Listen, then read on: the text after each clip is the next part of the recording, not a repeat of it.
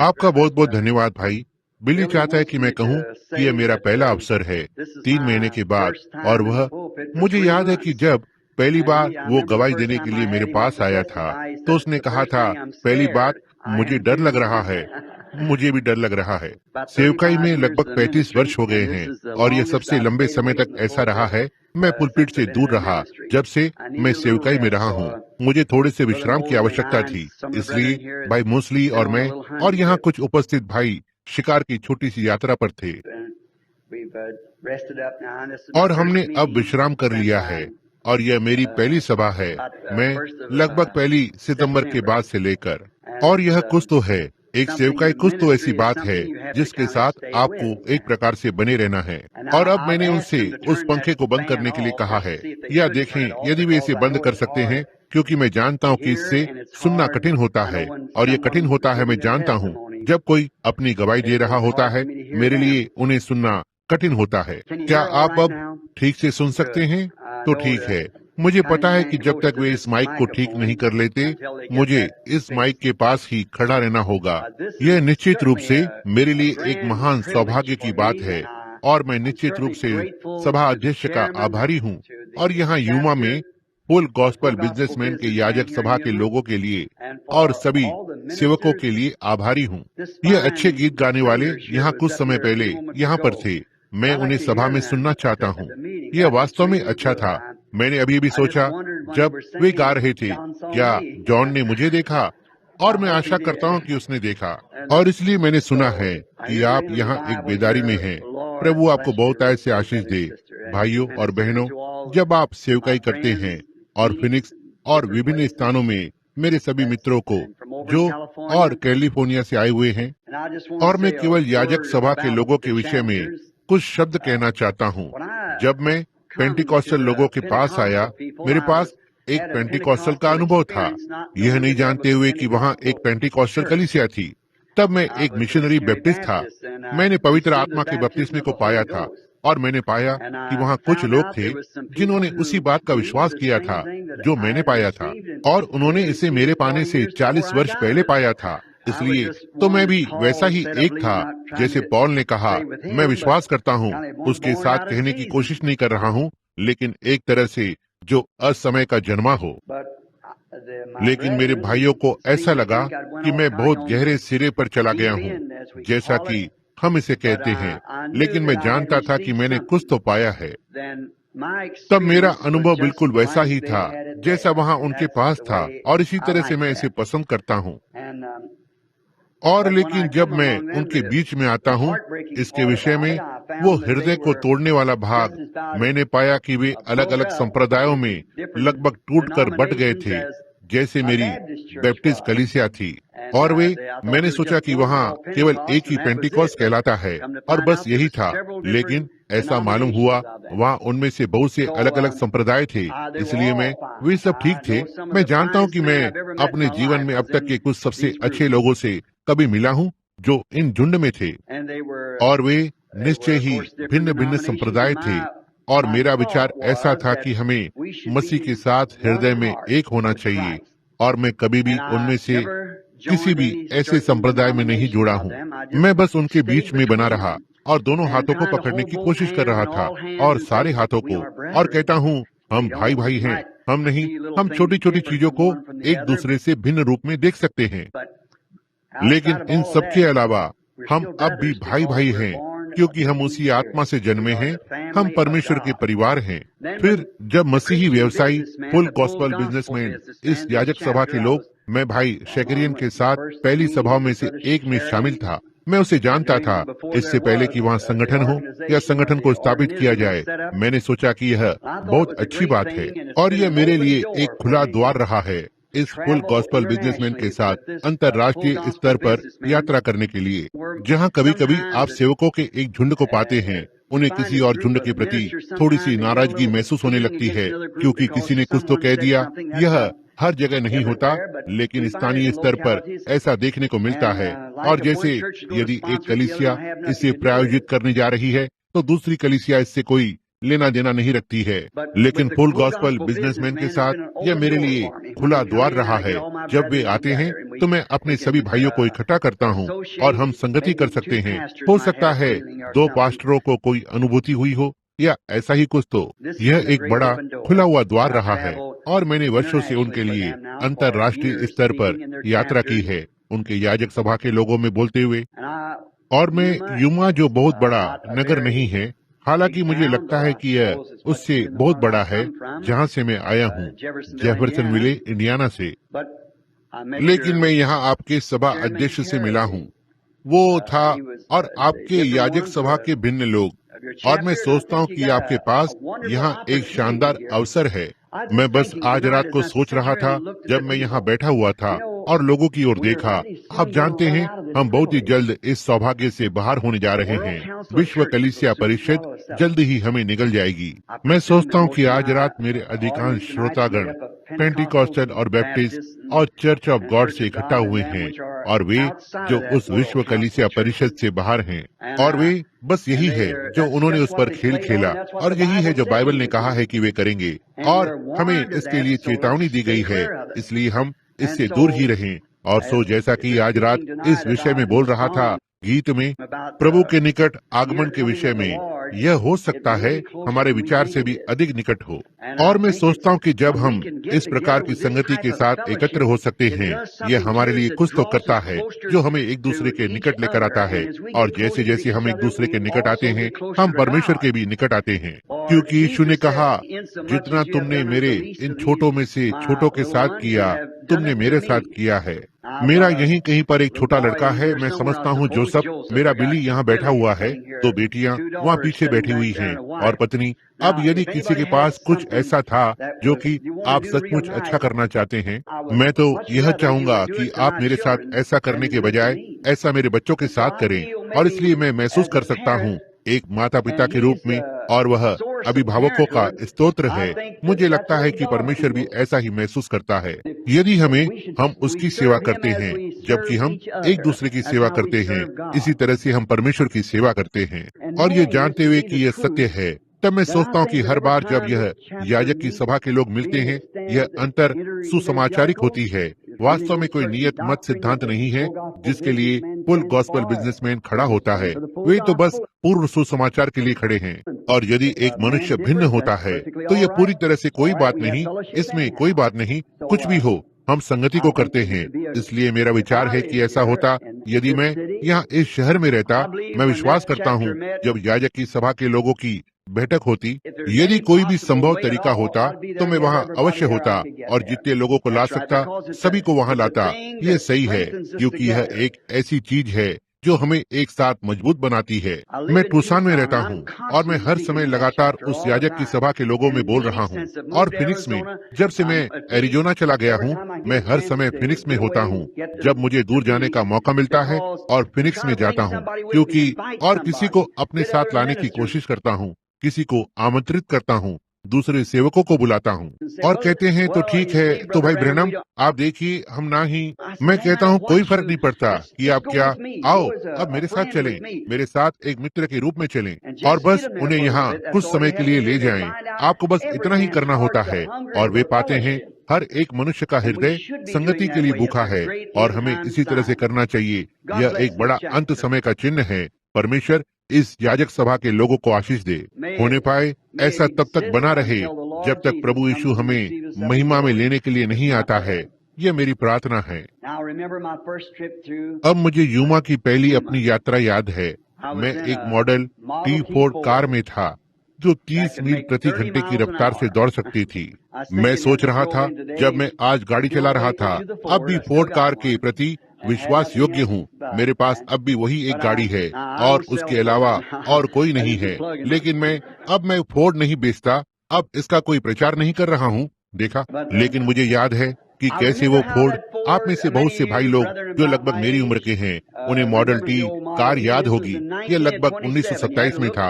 आपको बहुत ध्यान से देखना होता था, नहीं तो जब आप वहाँ से गुजरेंगे तो आपको यूमा नहीं दिखेगा। यह बहुत छोटा सा था और आप निश्चित रूप से बड़े हो गए हैं। लेकिन जिस तरीके से मैंने अपनी फोर्ड से 30 मील प्रति घंटा निकाला, वो इस तरफ 15 मील प्रति घंटा गई और इस तरफ भी 15 मील प्रति घंटा। तो इसे जोड़कर मेरे पास 30 मील प्रति घंटा था।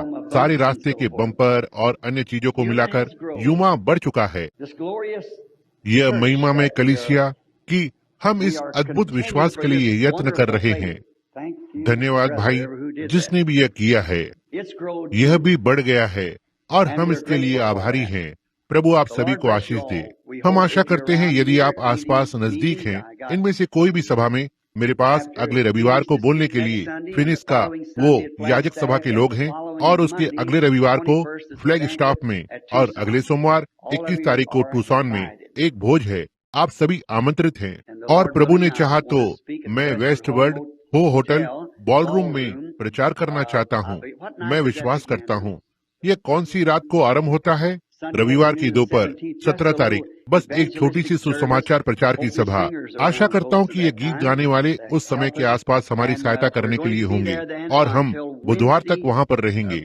मैं सोचता हूँ यह रविवार की दोपहर है और हम ऐसा इसलिए करते हैं क्योंकि हम कलीसिया के किसी भी कार्यक्रम में रुकावट नहीं डालना चाहते। फिर सोमवार और मंगलवार और फिर बुधवार को हम पश्चिम में रमदा इन में और फिर गुरुवार को हम वेस्ट वर्ल्ड हो आरंभ करेंगे। क्या ऐसा है?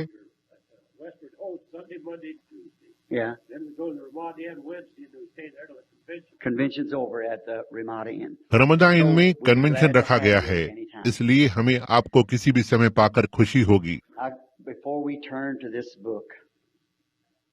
अब इससे पहले कि हम इस किताब को खोलें, आइए हम कुछ समय के लिए अपने सिर को झुकाकर और लेखक से बात करें। अब हमारे सिरों को मिट्टी की ओर झुकाएं, जहां से परमेश्वर ने हमें लिया है। और यदि यीशु रुका रहता है तो हमें किसी दिन उसी तरह से इसमें वापस लौटना होगा। बस जब से मैं यहाँ पर हूँ, मुझे पूरब से एक संदेश मिला कि एक छोटी महिला जिसे मैं जानता था, वह छोटी लड़की है जिसका नाम एडिथ राइट है, परमेश्वर से मिलने के लिए चली गई। आज दोपहर 3 बजे हमें वापस जाना पड़ेगा। यदि यहाँ कोई भी है जो प्रार्थना में याद करवाना चाहेगा, क्या आप बस अपने हाथ को परमेश्वर की ओर उठाएंगे? परमेश्वर आपको आशीष दे। स्वर्गीय पिता, जैसा कि हमने इस अच्छी संगति का बहुत आनंद लिया है गाते हुए, ओह इसने मेरे हृदय को कितना रोमांचित कर दिया जब मैंने उस गीत को सुना, क्या यूहन्ना ने मुझे देखा? पिता, मैं भरोसा करता हूँ कि हम सब वहाँ पर होंगे, हम में से हर एक जन। और अब हमारे सिर मिट्टी की ओर झुके हुए हैं और हम प्रार्थना करते हैं कि आप हमारे धन्यवाद देने को स्वीकार करें और हमारे पश्चाताप और एक दूसरे के लिए हमारी प्रार्थना को। और अब हम आपके वचन की ओर मुड़ते हैं, सभा का पवित्र भाग जो बाकी से कहीं अधिक पवित्र लगता है। इसलिए हम जानते हैं कि इस समय हम लोगों के साथ व्यवहार कर रहे हैं कि उन्हें सत्य की ओर, मसीह की ओर और वचन की ओर मार्गदर्शन करें जो कि मसीह है। और हम प्रार्थना करते हैं कि आप हमारे लिए वचन को खोलेंगे। हम अयोग्य हैं प्रभु, लेकिन आप ही योग्य हैं। इसलिए मैं प्रार्थना करता हूँ कि आप हमारे कमजोर प्रयासों को आशीषित करेंगे और होने पाए हम आज रात खुद को और परमेश्वर के वचन में हमारी स्थिति को देखने पाएं। इसे प्रदान करें पिता, और हम आपको स्तुति देंगे क्योंकि हम इसे यीशु के नाम में मांगते हैं। आमीन। अब यहाँ होना वास्तव में अच्छा है। मेरे पास यहाँ लिखी हुई कुछ टिप्पणियां हैं जिसके विषय में मैंने सोचा कि मैं इसका उल्लेख करूंगा कुछ मिनटों के लिए, जैसा कि मैं नहीं समझता कि हमें इस हॉल को शाम के समय ज्यादा देर रखने की अनुमति है। और मैं भी एक प्रकार से पेंटिकॉस्टल लोगों के बीच में रहा हूँ। मैं एक प्रकार से धीमा जाता हूँ, आप जानते हैं।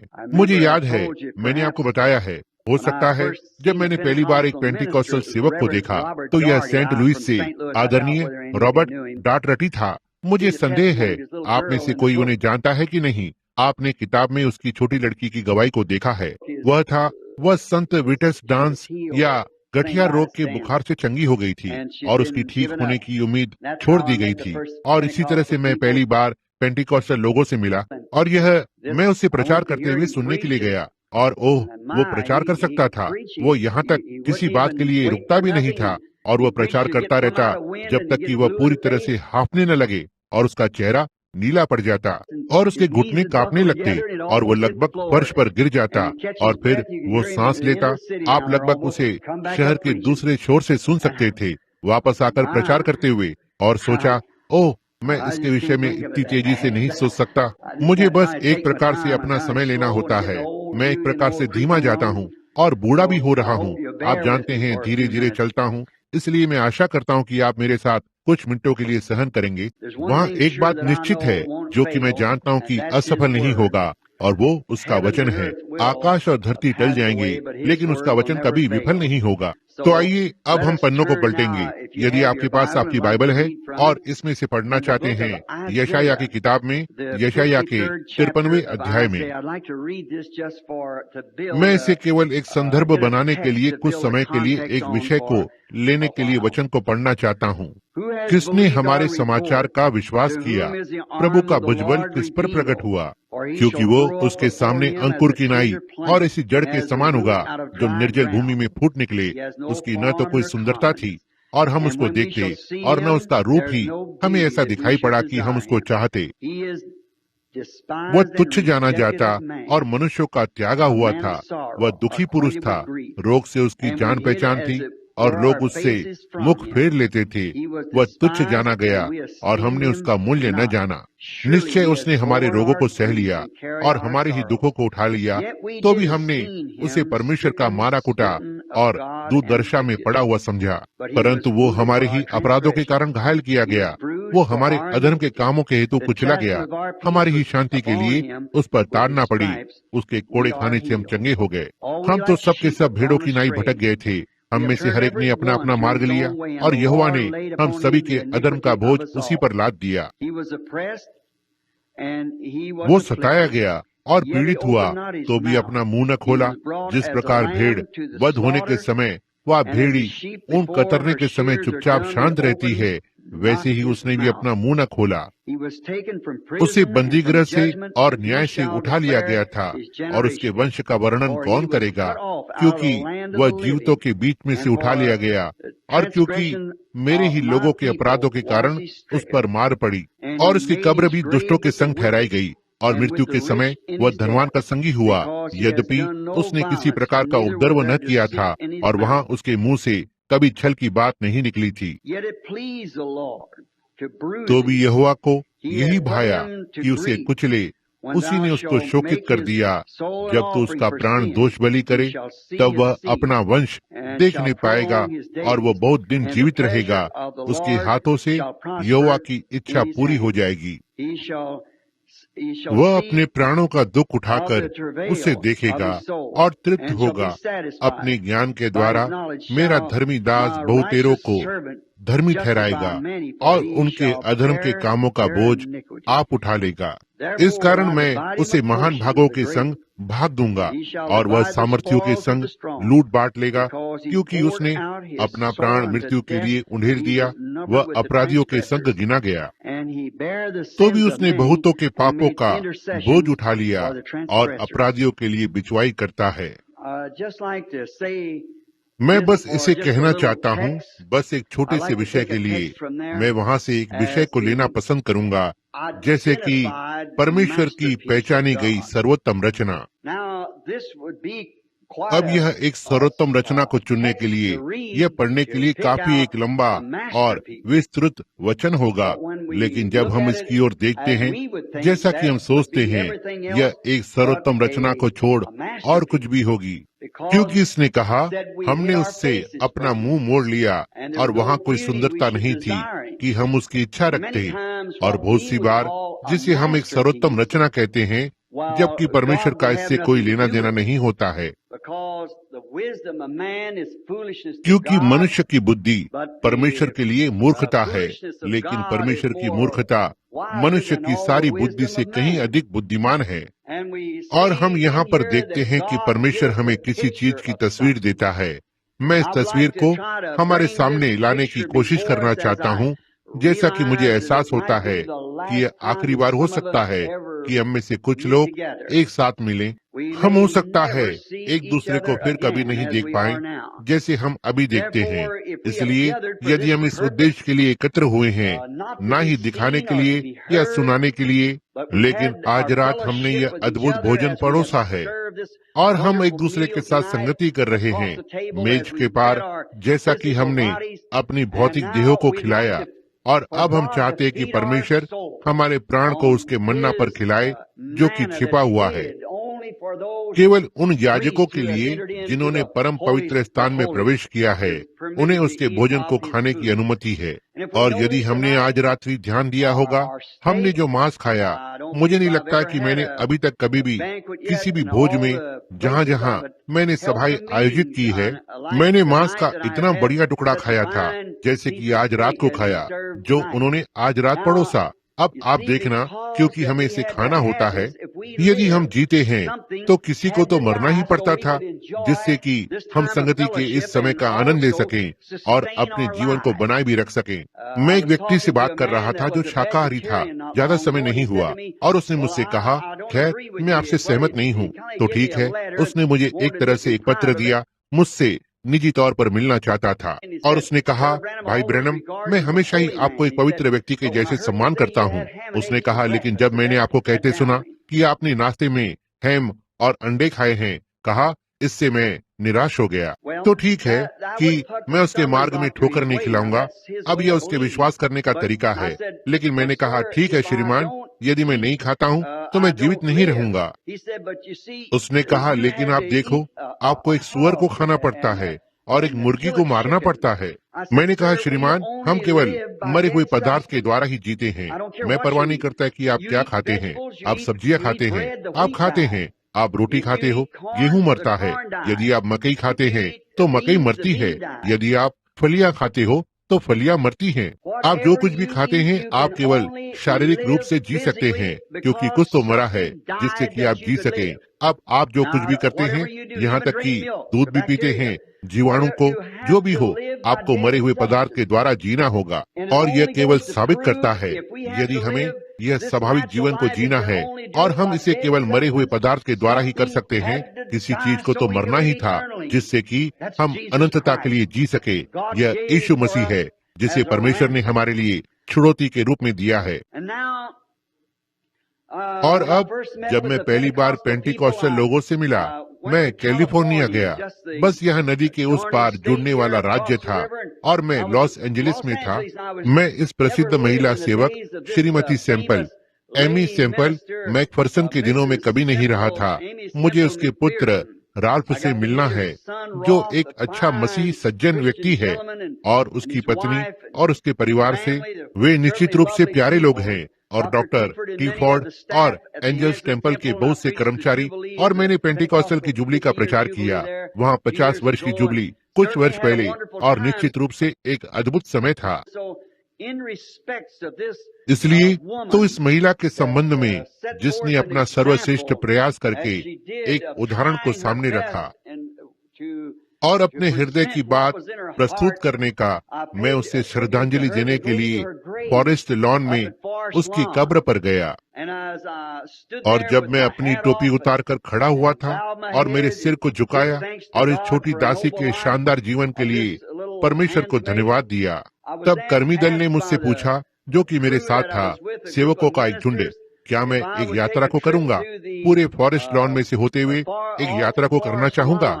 और वह मुर्दा घर के अंदर, या जो भी आप इसे कहते हैं, मैं भिन्न भिन्न डिजाइनों या बनावट की ओर देख रहा था और प्रभु बोझ को देखा और रुका रहा।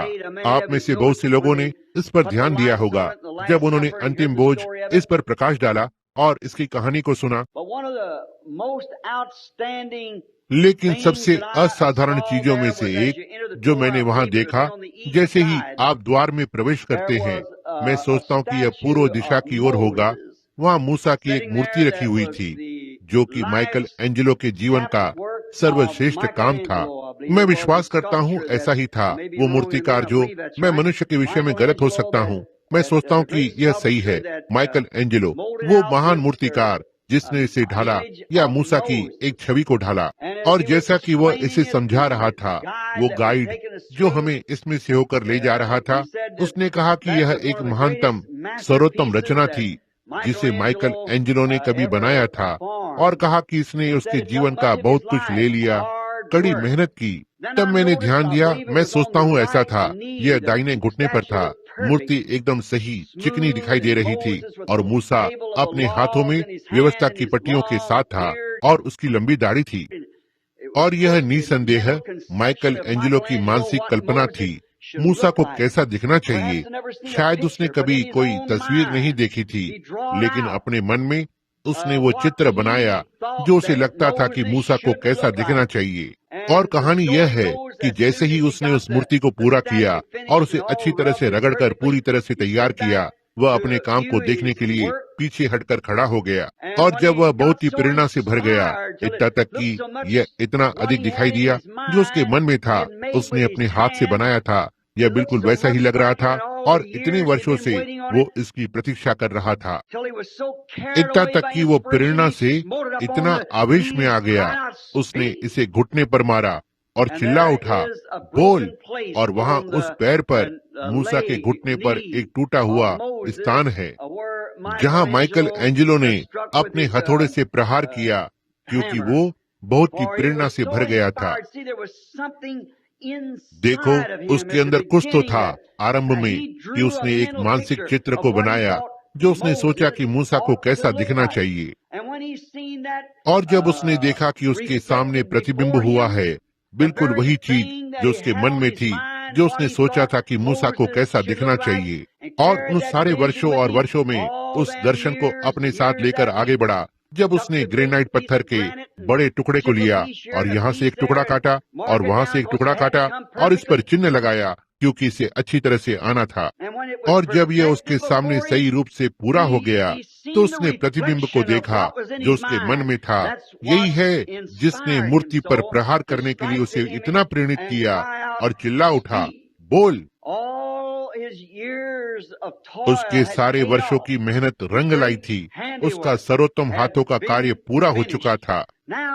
अब हम इसे देखते हैं और मैं इससे प्रेरित हुआ, क्योंकि मैंने सोचा कि वास्तव में पैर पर जो निशान है, यही है जिसने इसे मेरे लिए सर्वोत्तम रचना बनाया है। क्योंकि बस यदि यह बस एक और चित्रकारी होती थी, या मूसा के विषय में कुछ तो किसी प्रकार की आकृति जिसकी किसी व्यक्ति ने कल्पना की होती, लेकिन वह मनुष्य जो काम को कर रहा था, इसने उसे इतना संतुष्ट किया, इतना तक कि उसने इस पर प्रहार किया, और इस पर उस निशान ने इसे मेरे लिए सर्वोत्तम रचना बना दिया, क्योंकि इसने सिद्ध रूप से प्रतिबिंबित किया कि उसके मन में क्या था, कि मूसा को कैसा दिखना चाहिए। ओह, मैं वहाँ पर खड़ा था, मुझे कुछ मिनटों के लिए दूर जाना था, यह सोचने के लिए कि उसके लिए इसका क्या अर्थ रहा होगा, और उस समय मेरे लिए इसका क्या अर्थ था। तब यह मेरे मन में आया, इस विषय में जिसके विषय में मैं आपसे बात करना चाहता हूँ। आइए अब हम अपने विचारों को माइकल एंजेलो से उस महान मूर्तिकार स्वर शक्तिमान परमेश्वर की ओर मोड़ें, जो आरंभ में, इससे पहले कि कोई दिन या दिन का भोर हो, इससे पहले वहाँ एक कण या एक अणु हो, परमेश्वर उसके मन में मनुष्य था। एक मनुष्य को कैसे दिखना चाहिए, उसे क्या होना चाहिए और उसे कैसा व्यवहार करना चाहिए। और वो चाहता था कि वो मनुष्य उसका भाग बने, इसलिए उसने मनुष्य को अपने स्वरूप में बनाया और परमेश्वर की समानता में उसने मनुष्य की सृष्टि की। ओह, जब परमेश्वर ने आरंभ में इस सर्वोत्तम रचना को बनाया, कुछ ऐसा जो उसके विचारों को प्रतिबिंबित करता था।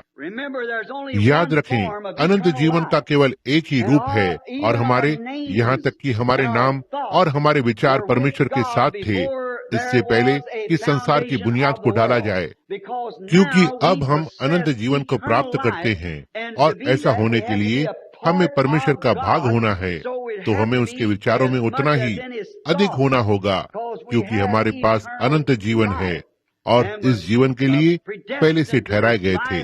और हमारे नाम मेमने के जीवन की किताब में दुनिया की नींव डालने से पहले लिखे गए थे। प्रकाशित वाक्य के अनुसार अब कि परमेश्वर ने हमें उसके विचारों में रखा था, तब हमारे पास अनंत जीवन होता है, क्योंकि तब उसने हमसे बातें की और हम अस्तित्व में आए। और एक शब्द, बस एक विचार का प्रकट होना है। आदि में परमेश्वर के विचारों में हम थे। अब और जब उसने आदम को बनाया, वो पहला मनुष्य, ये कितना सिद्ध था। वो परमेश्वर के समान दिखाई दिया। परमेश्वर, वो महान पवित्र आत्मा जो धरती पर मंडरा रहा है, और वो पक्षी बाहर आते हैं, हो सकता है, और जानवर, भिन्न भिन्न चीजें, और एक के रूप में और अधिक आता रहा।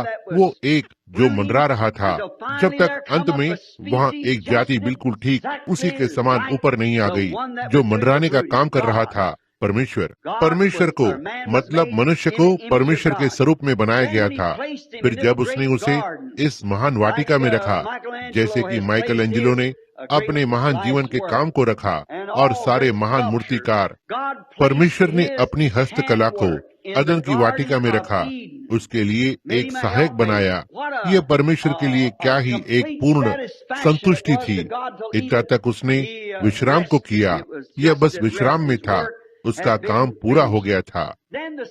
उसके बाद शत्रु की दुख भरी कहानी आती है। अब ध्यान दें, यह एक बात मैं चाहता हूं कि आप अपने मन में रखें कि परमेश्वर ने इस मनुष्य को एक सुरक्षा दी है। उसने उसे अपने वचन के अंदर किला बंद किया, क्योंकि उसने उन्हें बताया कि वे क्या कर सकते हैं, वे क्या नहीं कर सकते। और यह वही आधार है जिस पर हम आज स्थापित हैं। हम क्या कर सकते हैं, हम क्या नहीं कर सकते। कोई फर्क नहीं पड़ता कि हम कितने अच्छे हैं, हम कितना अधिक कलीसिया में जाते हैं या ऐसा करते हैं, हमें फिर से जन्म लेना होगा। समझे, ये होना ही है। और परमेश्वर ने आदम को बताया कि वो क्या कर सकता है और क्या नहीं कर सकता। उसने उसे अपने वचन के पीछे रखा, और तब शत्रु छल के द्वारा अंदर आ जाता है और परमेश्वर के वचन की दीवारों में से होते हुए रेंगता है, क्योंकि उसके लिए द्वार खुला हुआ था, और उसने उस स्वरूप को पाप के लिए दूषित कर दिया। यह सबसे दुखद कहानियों में से एक है, यह सोचने के लिए कि वो मनुष्य जो उसके सृष्टिकर्ता के स्वरूप में बनाया गया था, और उसे एक दीवार को दिया गया था कि उसके पीछे खड़ा हो, कि वो वचन कभी भी असफल नहीं हो सकता था। यही मसीही जन की आशा है, यह उसकी ढाल है, यह उसका हथियार है, यह आज उसकी चट्टान है, जो है वचन के पीछे बने रहना। हर एक विश्वासी को अब आपको कभी भी इसके पीछे से बाहर नहीं आना चाहिए। जब आप ऐसा करते हैं, आप शत्रु के लिए द्वार को खोल देते हैं। जब वे कहते हैं, ओह ठीक है, आप जरा सा ये कर सकते हैं और जरा सा वो भी कर सकते हैं।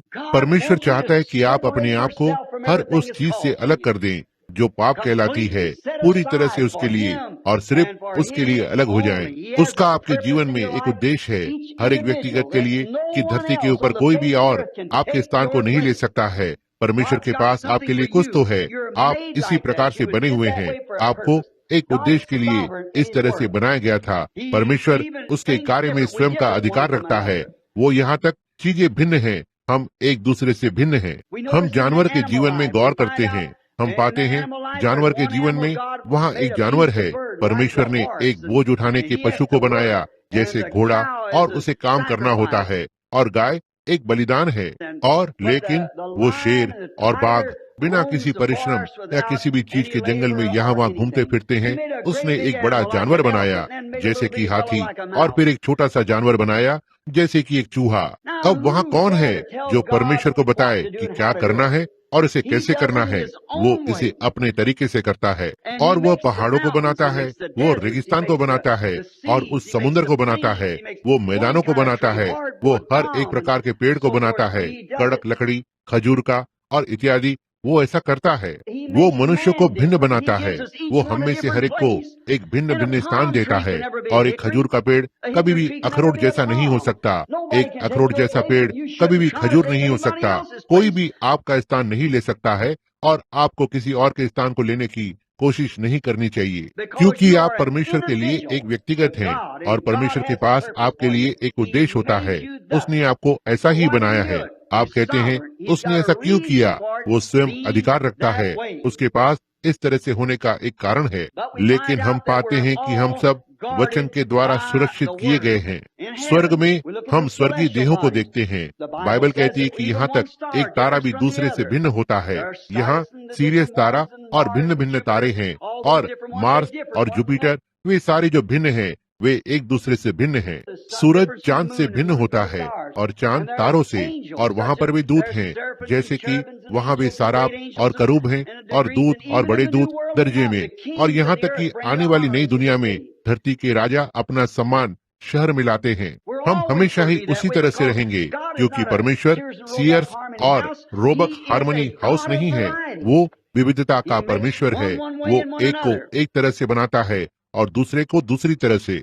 लेकिन हमें अवश्य ही उस तरह से उसकी सेवा करनी है जिस तरह से परमेश्वर ने हमें बनाया है, और आनंदित होना है और उसके वचन के पीछे बने रहना है, और इसी तरह से परमेश्वर ने इसे किया।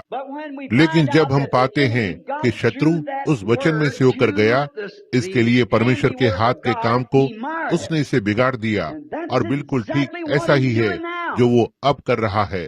वो उस हस्तकला में से होते हुए घुस रहा है जो शत्रु है। हमें विश्व कलीसियाओं का परिषद बनाने की कोशिश कर रहा है, और मनुष्य के पास क्यों मनुष्य एक दूसरे के साथ सहमत भी नहीं हो सकता है, तो हम भला कैसे पूरी दुनिया को एक मनुष्य के साथ सहमत होने को लगाने जा रहे हैं। और जैसे ही आप ऐसा करते हैं, हमारे पास एक है जिसके साथ हमें अवश्य ही सामंजस्य या तालमेल में रहना है। वो परमेश्वर है। और आदि में वचन था, और वचन परमेश्वर के साथ था, और वचन परमेश्वर था, और वचन परमेश्वर बना रहता है और हमेशा ही परमेश्वर रहेगा, क्योंकि परमेश्वर वचन में है, और वचन देहधारी हुआ और हमारे बीच में वास किया परमेश्वर के पुत्र के व्यक्ति में। अब हम पाते हैं कि उसके बाद परमेश्वर ने इस बड़े बिगाड़ को देखा। ऐसा दिखाई दिया, यदि यह आप और मैं होते और हमने सारा समय और मेहनत लगाई होती, हम उस चीज को लताड़कर और बस इसे ऐसे ही छोड़ देते। लेकिन परमेश्वर नहीं, वो उसके कार्य को नष्ट होने देना नहीं चाहता था। यही परमेश्वर का प्रेम है। कोई आश्चर्य नहीं कि कवि ने कहा, क्या हम स्याही से सागर को भर दें और चर्म पत्र के आकाश बने हों, और धरती पर हर एक डंठल एक कलम हो, और हर एक मनुष्य व्यवसाय में लेखक हो। ऊपर परमेश्वर के प्रेम को लिखे, ये समुद्र को सुखा देगा। या क्या उस कागज की लिपि में पूरा समा सकता है? हालांकि आकाश यहाँ से वहाँ तक फैला हुआ है। परमेश्वर के प्रेम को देखो। जब मनुष्य गिर गया था और सोच विचार करके शत्रु के लिए द्वार को खोल दिया गया और अंदर आकर और उसे बिगाड़ दिया और उसके अंदर मृत्यु को डाल दिया, फिर भी परमेश्वर नहीं चाहता था कि इसे हराया जाए। उसने नीचे आकर और फिर से आरंभ कर दिया। वो उस मनुष्य को फिर से बनाने जा रहा था। उसने आदम को एक वाचा में रखा, ऐसा करो और ना ही इसे और ना ही उसे, ना प्रयोग करना, न छूना, न चखना। लेकिन हम पाते हैं जब उसने फिर से आरंभ किया, उसने अब्राहम के साथ आरंभ किया, और अब्राहम में उसने उसके साथ बिना शर्त की वाचा पर आरंभ किया। ना ही यदि तुम करोगे, मेरे पास है, मैं इसे पहले ही कर चुका हूँ। मैंने तुझे और तेरे बीज और इत्यादि को और तेरे बाद जो आने वाला है उसे आशीषित किया है। यह एक बिना शर्त की वाचा थी। उसने अब्राहम के साथ फिर से उसकी कार्यकुशलता को आरंभ किया और अब उसकी बिना शर्त वाचा के साथ किया। फिर जब हम पाते हैं वो अब्राहम पर आधारित है और उसे प्रतिज्ञा के साथ बिना शर्त उस वाचा को देता है, फिर वह कुल पिताओं के पास आया। हम अगले पर आते हैं पुराने नियम में। जैसे हम आगे जाते हैं, यहाँ उसने अपने काम की बुनियाद को प्रदर्शित किया। अब हमारे पास अब्राहम, इजाक, याकूब, यूसुफ हैं, 4 कुल पिता। अब अब्राहम ने विश्वास के कार्य का प्रतिनिधित्व किया। विश्वास, क्योंकि अब्राहम एक विश्वास था, उसके पास महान विश्वास था, क्योंकि वो अविश्वास में से होते हुए परमेश्वर की प्रतिज्ञा पर डगमगाया नहीं। जब हम कहते हैं विपत्ति पड़ने पर और हर एक चीज उसके विरोध में थी, वह फिर भी परमेश्वर को थामे हुए था। उसके बाद हमारे पास इजाक है, जो कि प्रिय पुत्र था, जो प्रेम का प्रतिनिधित्व करता है, क्योंकि अब्राहम परमेश्वर का एक प्रकार था, जैसा कि इजाक को बलिदान के लिए चढ़ाया गया था। उत्पत्ति 22 हम पाते हैं कि वो लकड़ी को पहाड़ी पर लेकर गया और हर एक चीज ने मसीह को चित्रित किया, उसकी पूर्व छाया को चित्रित किया, और तब मेंढा आया और उसके स्थान पर उसे बलिदान चढ़ाया गया। अब यह विश्वास प्रेम था। और याकूब, जिसका अर्थ होता है धोखेबाज, और यही एक छल करने वाला है। और हम महसूस करते हैं कि याकूब का जीवन वास्तव में अनुग्रह का प्रतिनिधित्व करता है, क्योंकि यह परमेश्वर का अनुग्रह था हर समय। याकूब के साथ। इसके बाद यूसुफ आता है। वहाँ यूसुफ के खिलाफ कुछ भी नहीं है। वो एक सिद्ध था, परमेश्वर का भविष्यवक्ता, जो उसके भाइयों के बीच में से आया और बिना किसी कारण के घृणा की गई और बेचा गया था। और हर प्रकार से उसके जीवन ने यीशु मसीह के जीवन की पूर्व छाया को दिखाया। उसके अपनों के पास आया, उसके अपनों ने उसे ग्रहण नहीं किया। जैसा कि यूसुफ को उसके भाइयों ने घृणा की थी, एक खड्डे में फेंक दिया गया था, यह मानकर कि वो मर गया होगा। बाहर निकाल लिया गया, फिर उनके दाहिने हाथ में ऊंचा किया गया। और जब उसने सिंहासन को छोड़ा तो उन्होंने तुरही को फूका, जानते हुए हर एक घुटने को झुकना था। और यूसुफ के लिए हम पाते हैं कि यीशु को लगभग उसी दाम पर बेचा गया था जिस दाम पर यूसुफ को बेचा गया था। गड्ढे में से उठा लिया गया और स्वर्ग में चढ़ गया, परमेश्वर के दाहिने हाथ पर बैठ जाता है। और जब वो उस स्थान में आता है, तुरही फूकी जाएगी और हर एक घुटना झुकेगा और हर एक जीभ उसके सामने अंगीकार करेगी। सिद्धता और ये विश्वास, प्रेम, अनुग्रह और सिद्धता थी। फिर इस महान मूर्ति के मुख्य भाग या देह के कार्य का निर्माण शुरू होता है। उसने देह के कार्य को भविष्यवक्ताओं के द्वारा किया। वे भविष्यवक्ता देह का कार्य थे। तब अंत में इस महान देह का सिर आया, जो कि स्वयं मसीह था। सारे भविष्यवक्ताओं ने उसके विषय में पहले से बताया था। सारे बुनियाद के काम ने उसके विषय में पहले से बताया था। अदन की वाटिका से होते हुए उस समय से जब से उसने आरंभ किया, मैं तेरे बीज और सर्व बीज के बीच में बैर उत्पन्न करूंगा। और हम पाते हैं कि उसने वहीं से आरंभ किया और उन कुलपतियों में से होते हुए, भविष्यवक्ताओं में से होते हुए आए और वहीं से प्रकट हुआ। एक बार फिर से उसने अपने खुद के प्रतिबिंब को देखा। जब एक मनुष्य धरती पर जन्मा था, स्त्री के गर्भ से, यह परमेश्वर की सर्वोत्तम रचना थी। यह परमेश्वर का पुत्र था, यीशु मसीह। कारण कि वो पुत्र था क्योंकि वो सिद्ध रूप से वचन था। आदि में वचन था और वचन परमेश्वर के साथ था और वचन परमेश्वर था और वचन देहधारी हुआ और हमारे बीच में डेरा किया। अब हम उसमें एक सिद्ध सर्वोत्तम रचना को प्रतिबिंब होते हुए देखते हैं। वो परमेश्वर के समान सिद्ध था, इतना तक कि उसने कहा, यदि मैं अपने पिता के कामों को नहीं करता तो मेरा विश्वास मत करो।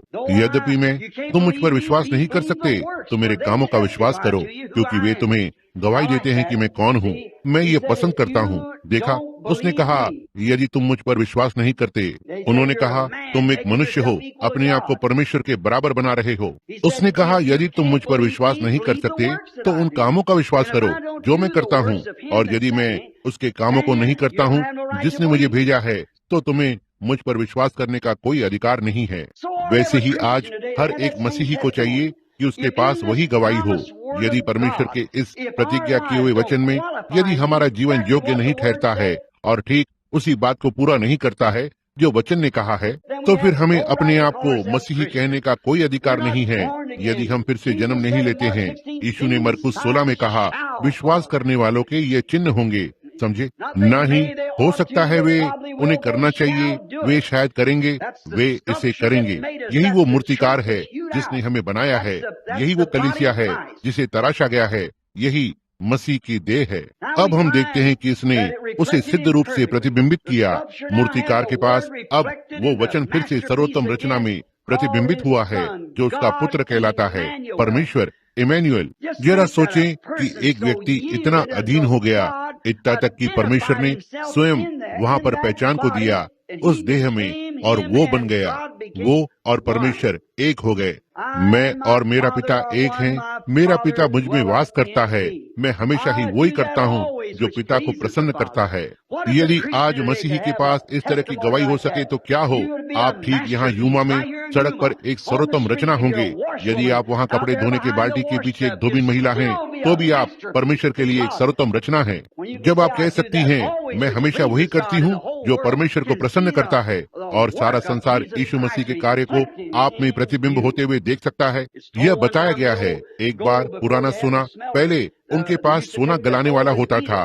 वे सोने को लिया करते थे और पीटने वाले उसे पीटते थे। प्रारंभिक दिनों में इंडियंस जब एरिजोना अपनी युवा अवस्था में थे, वे सोने को तब तक पीटते थे जब तक कि पीटने वाला सोने में अपना प्रतिबिंब नहीं देख लेता। वे उसमें से सारे लोहे के स्वर्ण खनिज, मैल, गंदगी, पीटने वाला जब तक अपने प्रतिबिंब को दर्पण के समान देख नहीं लेता है, मारकर बाहर निकालता है।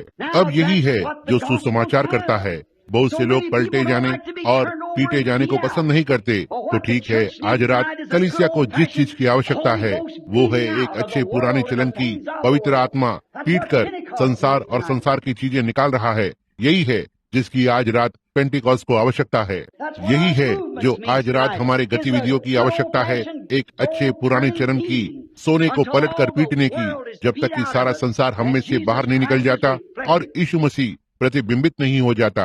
मुझे आज रात यहाँ पर मुट्ठी भर लोगों को लेने दो, पूरी तरह से मसीह के लिए विचार रखते हैं और उनके जीवन को मसीह को समर्पित किया है। मैं इन मुट्ठी भर लोगों के साथ और अधिक कर सकता हूँ, या मेरा मतलब परमेश्वर अधिक कर सकता है यहाँ इन मुट्ठी भर लोगों के साथ, उसकी तुलना में जो आप पूरी विश्व कलीसिया परिषद के साथ कर सकते हैं। परमेश्वर के राज्य की ओर एक मनुष्य ने उसके हाथों में पूरी तरह से समर्पित कर दिया। यही सब परमेश्वर चाहता है। लेकिन आप देखते हैं हम शांत रहने के लिए तैयार नहीं हैं और उसे इस तरफ से उस तरफ से काट छाट करने दें, इसे निकालने दें, उसे निकालने दें, इस विचार को और उस विचार को निकालने दें और यीशु मसीह को हम में प्रतिबिंबित होने दो। हम बहुत सारी फिल्में देखते हैं, हमारे पास बहुत सारे टेलीविजन हैं, हमने अन्य सांसारिक मनोरंजनों में इतना अधिक समय बिताया कि कलीसिया ने लोगों के प्रति अपना स्वाद खो दिया है। ऐसा इसलिए है क्योंकि पवित्र आत्मा बाहर चला जाता है और कुछ और अंदर चला जाता है। यह सही है मित्रों। मैं गवाहियों को सुनता हूँ, पुराने चलन के पेंटिकॉस्टल कैसे उनकी सारी रात भर प्रार्थना सभाएं होती थी। हमारे पिता और माता 40-50 वर्ष पहले सारी रात भर प्रार्थना करते थे। रास्ते पर लोग उनसे घृणा किया करते थे और आज हम सोचते हैं यदि हर कोई हमें कंधे पर नहीं थपथपाता है तो लगता है हमारे साथ कुछ तो गलत है। हाय तुम पर, जब सब मनुष्य तुम्हें भला कहें। वो लोगों द्वारा तिरस्कृत और अस्वीकार किया गया था और हम उसके स्वरूप हैं। आमीन। आज हमें जिस चीज की आवश्यकता है वो है कुछ वास्तविक सच्ची प्रार्थना सभाओं की, कुछ सफाई की, पुलपिट से लेकर द्वारपाल तक परमेश्वर के सारे भवन को साफ करने की, पीटने की, पीटने वाले के स्वरूप को प्रतिबिंबित करे, मसीह के पुनरुत्थान की सामर्थ्य में सुसमाचार प्रचार किया जाए। यह सही है। यह छोटा सा सामाजिक सुसमाचार जो हमारे पास है और इस एक के कंधे पर थपथपाते हैं और इस एक को डीकन बनाते हैं और उस एक को पुरोहित या ऐसा ही कुछ तो और बनाते हैं, दोनों ही राजनीतिज्ञ। क्या ठीक वैसा ही नीसिया रोम में हुआ था? हम उन चीजों से दूर रहना चाहते हैं। मेथोडिस्ट, बैप्टिस्ट, प्रेस्बिटेरियन, पेंटिकॉस्टल और सभी, हमें अवश्य ही इससे बाहर निकलना होगा। राजनीति कलीसिया के साथ कोई संबंध नहीं रखता है। पवित्र आत्मा कलीसिया पर अधिकार करने के लिए होता है और न ही एक राजनीतिक वोट के लिए कि कौन क्या है। परमेश्वर ने कलीसिया में कुछ को प्रेरित, कुछ को भविष्यवक्ता और कुछ को शिक्षक और सुसमाचारक और पास्टर को रखा। न ही लोगों ने उन्हें वहाँ वोट नहीं दिया, परमेश्वर ने उन्हें वहाँ पर रखा। पवित्र आत्मा की बुलावट के द्वारा प्रार्थना सभाएं और हाथों को रखना और परमेश्वर के सामने बने रहने के द्वारा। लेकिन आज हमने अपने धर्म को इस हद तक सामाजिक स्थान पर लाकर रख दिया है कि वो लगभग राजनीति जैसा हो गया है कि हम इस राजनीति को अपने सारे संप्रदायों में खेलते हैं।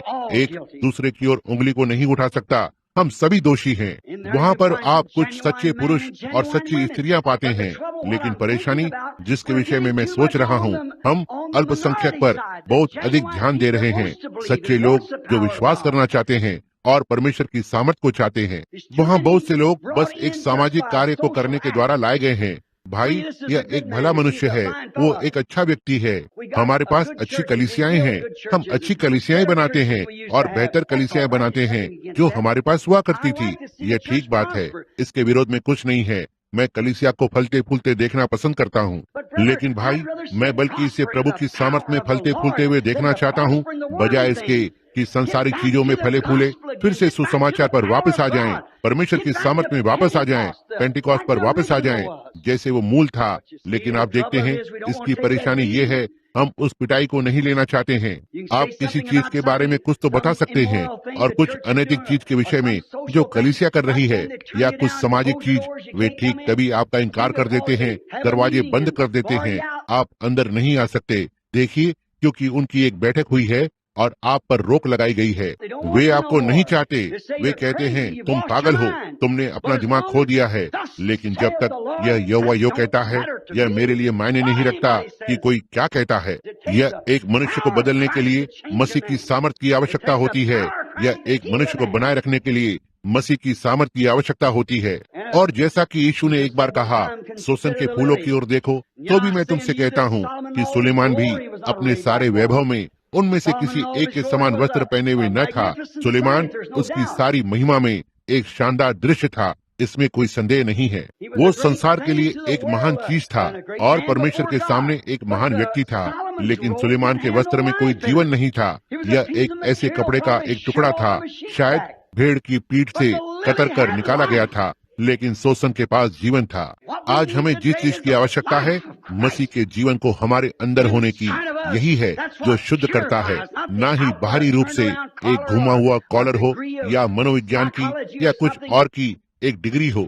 इसे पुनरुत्थित मसीह की सामर्थ की आवश्यकता है ताकि हमें वो बनाए जो हमें होना चाहिए। परमेश्वर के पास कोई और योजना नहीं है सिवाय इसके कि पवित्र आत्मा को कलीसिया में अधिकार करने और राज्य करने दे। ओ परमेश्वर, वो इतना अधिक परमेश्वर के स्वरूप में था, यहाँ तक कि वो और परमेश्वर एक हो गए।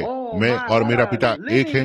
ओह प्रभु, क्या ही एक वास करना था, क्योंकि परमेश्वर उसमें इस प्रकार से रहा कि उसका सारा जीवन परमेश्वर में लिपटा हुआ था। कोई आश्चर्य नहीं कि यह एक सर्वोत्तम रचना थी। शैतान उसके पास आया। एक बार परमेश्वर ने सोचा कि उसके पास एक सर्वोत्तम रचना है। शैतान वहाँ पर आ गया, वह मूसा में आ गया और उसने आज्ञाओं को तोड़ा। लेकिन जब वो इस सर्वोत्तम रचना के पास आया, यह परमेश्वर का अपना चुनाव था। आमीन। उसने उसे पहले से ठहराया था, इससे उसका कोई फायदा नहीं हुआ। वो परमेश्वर के प्रति सच्चा बना रहा। जब परमेश्वर ने उसकी ओर देखा और देखा कि वह मूसा की तरह जंगल में 40 दिनों तक परीक्षा में रहा था, निश्चय ही उन सभी मनुष्यों ने उसकी पूर्व छाया को दिखाया। नियम को तोड़ा गया था, लेकिन जब वो आया, वो शैतान, वो बड़ी परीक्षा देने वाला, और उसकी परीक्षा करने की कोशिश की, उसने पाया कि वहाँ उसे मूसा नहीं मिला। नहीं श्रीमान, उसने 5000 वॉल्ट को छुआ, जिसने उसके पंख झुलसा दिए जब वह उस एक के खिलाफ कूद पड़ा। ऐसा लिखा है। उसने कहा, देखा, आदम गिर गया, लेकिन यीशु दूसरा आदम, वो सर्वोत्तम रचना जो छुड़ाने के लिए आया था, उसने कहा, ऐसा लिखा है, मनुष्य केवल रोटी से ही जीवित नहीं रहेगा, लेकिन हर एक वचन से जो परमेश्वर के मुख से निकलता है। वहाँ उसके पास एक सर्वोत्तम रचना थी। जी हाँ श्रीमान, उसने कुछ तो कहा। उसने कहा, ऐसा भी लिखा है, तू अपने प्रभु परमेश्वर की परीक्षा न करना। शैतान, यहाँ से चला जा। वहाँ एक सर्वोत्तम रचना थी। उसने क्या किया? ऐसा नहीं कह रहा है, मैं अपनी कलीसिया को बताऊंगा, मेरे पास ऐसा और ऐसा करने के लिए पुरोहित गण होंगे, बिशप ऐसा और ऐसा करेगा। उसने कहा, ऐसा लिखा है। यही है जिसके पीछे उसने अपने पहले आदम को रखा, और वो गिर गया और शैतान ने इसे बिगाड़ दिया। लेकिन वो इस एक को नहीं बिगाड़ सका। कोई फर्क नहीं पड़ता कि उसने क्या किया, इतना तक कि वो परमेश्वर ने कहा, यह मेरा प्रिय पुत्र है, उसकी सुनो। हर एक चीज, मैं सब कुछ उसे देता हूँ, तुम उसकी सुनो। वे एक थे, वे वही एक थे। परमेश्वर उसमें रहता था, उसे परमेश्वर बनाता था। इमैनुअल धरती पर वो एक सिद्ध मेमना था। ओह, छुटकारे की सिद्ध सर्वोत्तम रचना। तब इसने परमेश्वर को प्रसन्न किया, बिल्कुल माइकल एंजेलो की तरह। वह उसके जीवन से बहुत ही प्रेरित हुआ था। हम पाते हैं, मेरे पास यहाँ लिखे हुए वचन हैं, मरकुस 9:7, यदि आप इसे पढ़ना चाहते हैं। जब ये रूपांतर का पर्वत है, जब वह वहाँ रूपांतर पर्वत पर था, हम पाते हैं कि वहाँ मूसा प्रकट हुआ और वहाँ एलिया प्रकट हुआ। और फिर पहली बात जो आप जानते हैं, प्रेरित पतरस इतना प्रेरित हो गया, यहाँ तक उसने कहा, आओ हम यहाँ 3 आराधनालय बनाएं। हम इसमें से बस 3 संगठनाएं बनाएंगे।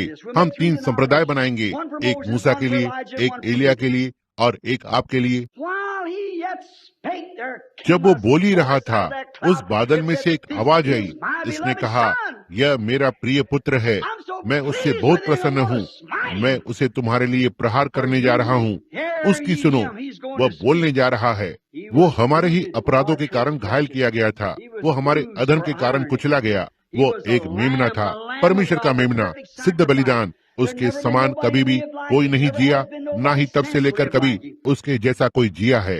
वो सिद्ध सर्वोत्तम रचना थी जो परमेश्वर के वचन से बिल्कुल मेल खाती थी। परमेश्वर ने आरंभ में अपने वचन को दिया, समय के इस भाग के लिए एक, उस भाग के लिए उस भाग के लिए एक हिस्सा यही है जहां मनुष्य आज इतने भरमाए हुए और उलझे हुए हैं।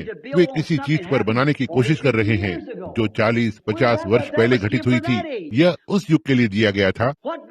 हनोक के संदेश को लेकर मूसा के आने से क्या लाभ होता? नूह के संदेश को लेकर मूसा के आने से क्या लाभ होता? मूसा का संदेश लेकर आने से यीशु को क्या लाभ होता? देखा। और वेस्ली के लिए क्या लाभ होगा कि लूथर के संदेश के साथ आए? पेंटिकॉस्ट को क्या लाभ होगा कि वेस्ली के संदेश के साथ आए? देखा मेरा क्या मतलब है?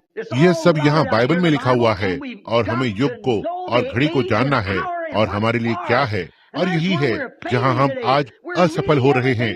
हम बाइबल को छोड़ सब कुछ पढ़ रहे हैं। यही वो दिन है जिसमें हमें रहना चाहिए। यह वो दिन है जहाँ परमेश्वर ने हमें यहाँ पर रखा है। आइए वचन में देखें। इसी तरह से वे यीशु को देखने से चूक जाते हैं। वे फरीसी और सदुकी, हेरोदियन, उस दिन के विभिन्न संगठनों ने इसे इतना निर्धारित कर लिया था और पूरी तरह से पक्का कर लिया था कि उन्होंने सोचा कि बचने का कोई रास्ता ही नहीं था। लेकिन जब वो आता है, वो पूरी तरह से वो उन सभी से भिन्न था जो उन्होंने सोचा था। वो एक छोटी सी उम्र का नम्र व्यक्ति था जो चरनी में जन्मा था, एक अवैध बालक और इस तरह की सारी चीजें माना जाता था। लेकिन फिर भी वो ठीक उसी तरह आया जैसे वचनों में कहा गया था कि वो आएगा। और जो मूसा ने कहा था वे उस बात से परिचित थे और मूसा ने उसके विषय में बोला था। उसने कहा तो ठीक है, यदि तुम मूसा को जानते तो तुम मुझे भी जानते। मूसा ने मेरे विषय में कहा। और फिर भी वे इसे नहीं देख पाए, बस अपने रीति रिवाजों में इतने उलझे हुए थे इतना तक कि वे इसे नहीं देख पाए। लेकिन आप देखते हैं वह उस दिन के उन संगठनों को प्रतिबिंबित करने के लिए नहीं आया था। वो सांप्रदायिक धर्म को प्रतिबिंबित करने के लिए नहीं आया था। वो पिता को प्रतिबिंबित करने के लिए आया और पिता वचन था। आमीन।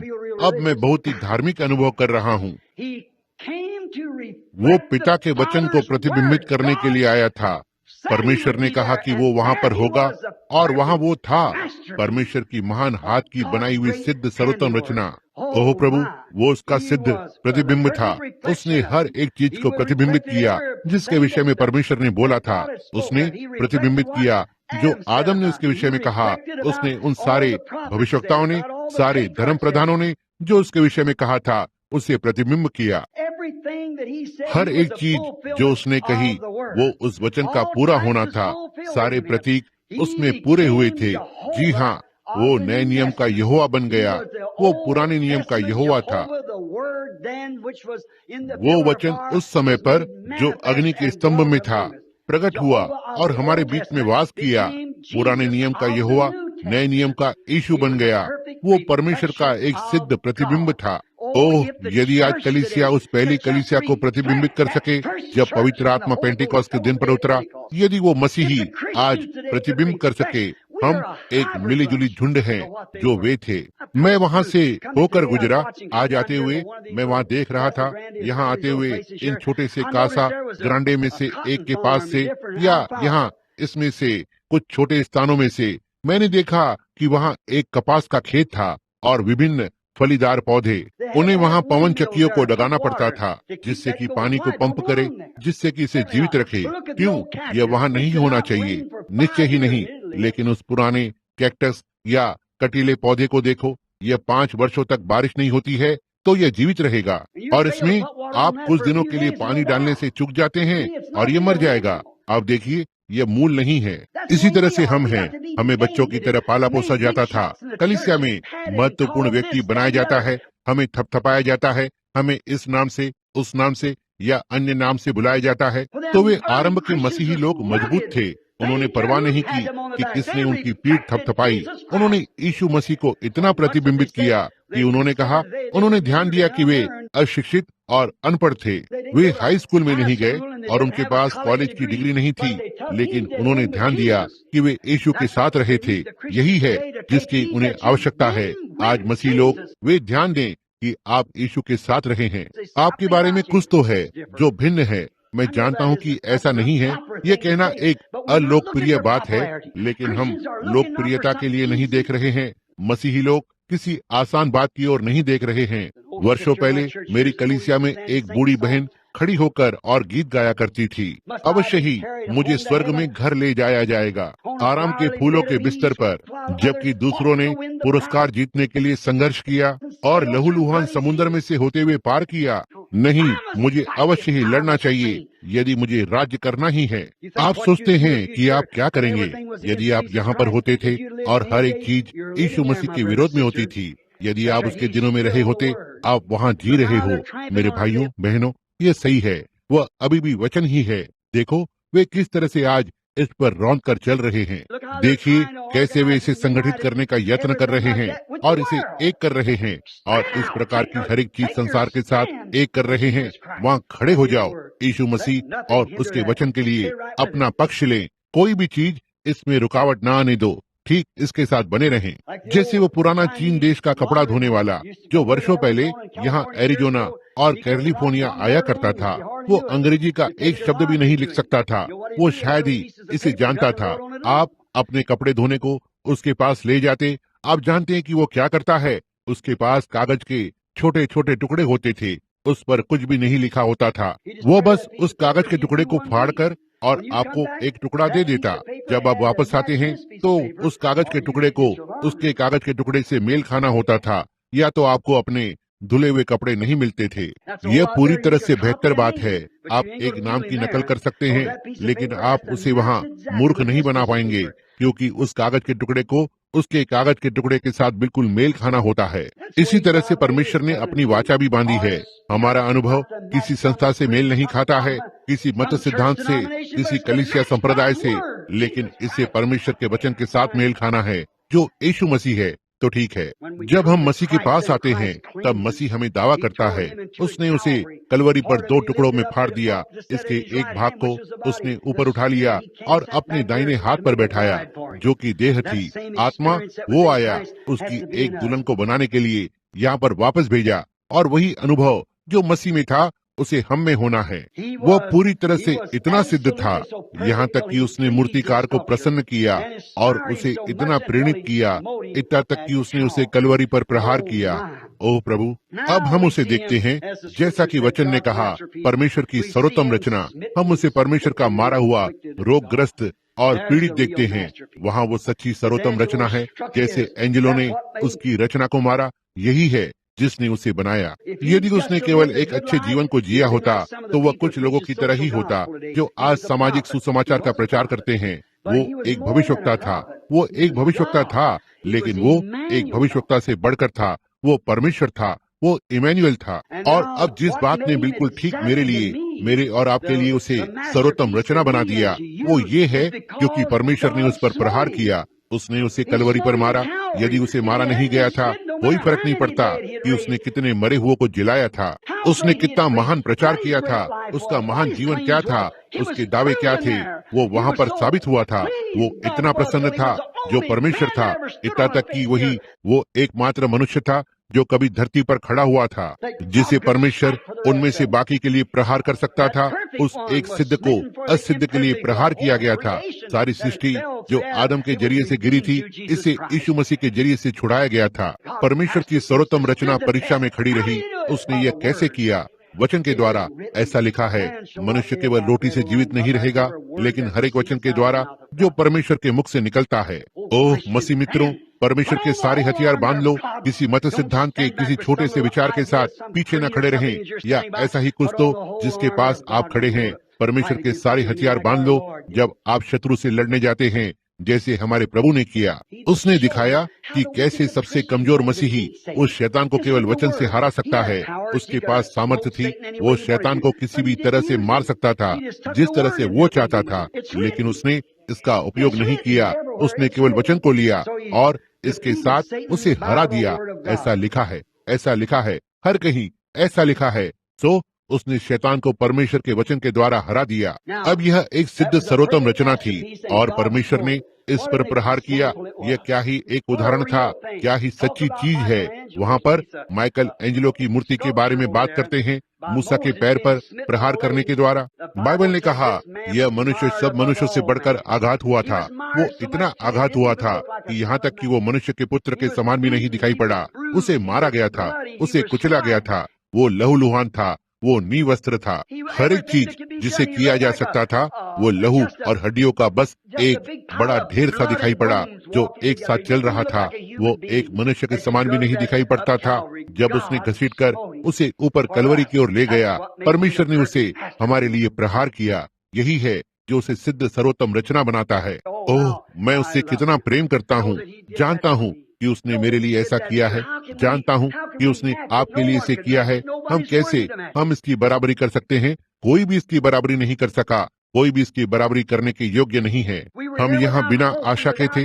हम बिना परमेश्वर के थे। हम बिना किसी छुटकारे के मार्ग के थे। हम में से हर एक जन ने कामुकता से जन्म लिया और हमें बस इसकी कीमत चुकानी थी। लेकिन वो आया, वो एक सिद्ध और इतना प्रसन्न था, इतना तक कि परमेश्वर ने उसे आपके लिए और मेरे लिए प्रहार किया। अब लगभग 2000 वर्षों से परमेश्वर उसे एक सर्वोत्तम रचना दुल्हन को बनाने का यत्न कर रहा है, जिसे एक कलीसिया कहा गया। ये सही है। परमेश्वर इसे कैसे करता है? वो इसे अपने कभी न बदलने वाले तरीके के द्वारा करता है। वो है वचन। परमेश्वर अपना तरीका कभी नहीं बदलता। कोई भी, आप बदल सकते हैं, आप बदल जाते हैं, मैं बदलता हूँ, समय बदलता है, संसार बदलता है, लेकिन परमेश्वर नहीं बदलता। वो सिद्ध है, वो नहीं बदलता है। और जिस तरह से वो पहली बार कुछ भी करता है, वो हर बार उसी तरह से करता है। उसने एक बार मनुष्य को बचाया क्योंकि उसने पश्चाताप किया। इसी प्रकार से वो मनुष्य को फिर से बचाएगा। उसने एक मनुष्य को चंगा किया क्योंकि उसके पास विश्वास था। वो अगले व्यक्ति को उसी आधार पर चंगा करेगा। वो कभी भी अपने मार्ग को नहीं बदलता है, क्योंकि देखो, वो सर्वोच्च है और वो अनंत है। वो अनंत, सर्वव्यापी, सर्वज्ञानी है। वो परमेश्वर है और इसलिए उसे ज्ञान के लिए किसी से पूछने की आवश्यकता नहीं है। उसे और अधिक सीखने तक प्रतीक्षा करने की आवश्यकता नहीं है। उसे नई डिग्री की आवश्यकता नहीं है। वो सिद्ध है और चाहे जिस भी स्तर पर हो और जो कुछ भी वो पहले बनाता है, उसका पहला निर्णय हमेशा के लिए वही रहता है। इसे कभी भी नहीं बदला जा सकता है। ओह, मैं कितना आनंदित हूँ। और जब उसने अपनी पहली सर्वोत्तम रचना को बनाया तो उसने उसे वचन के पीछे रख दिया।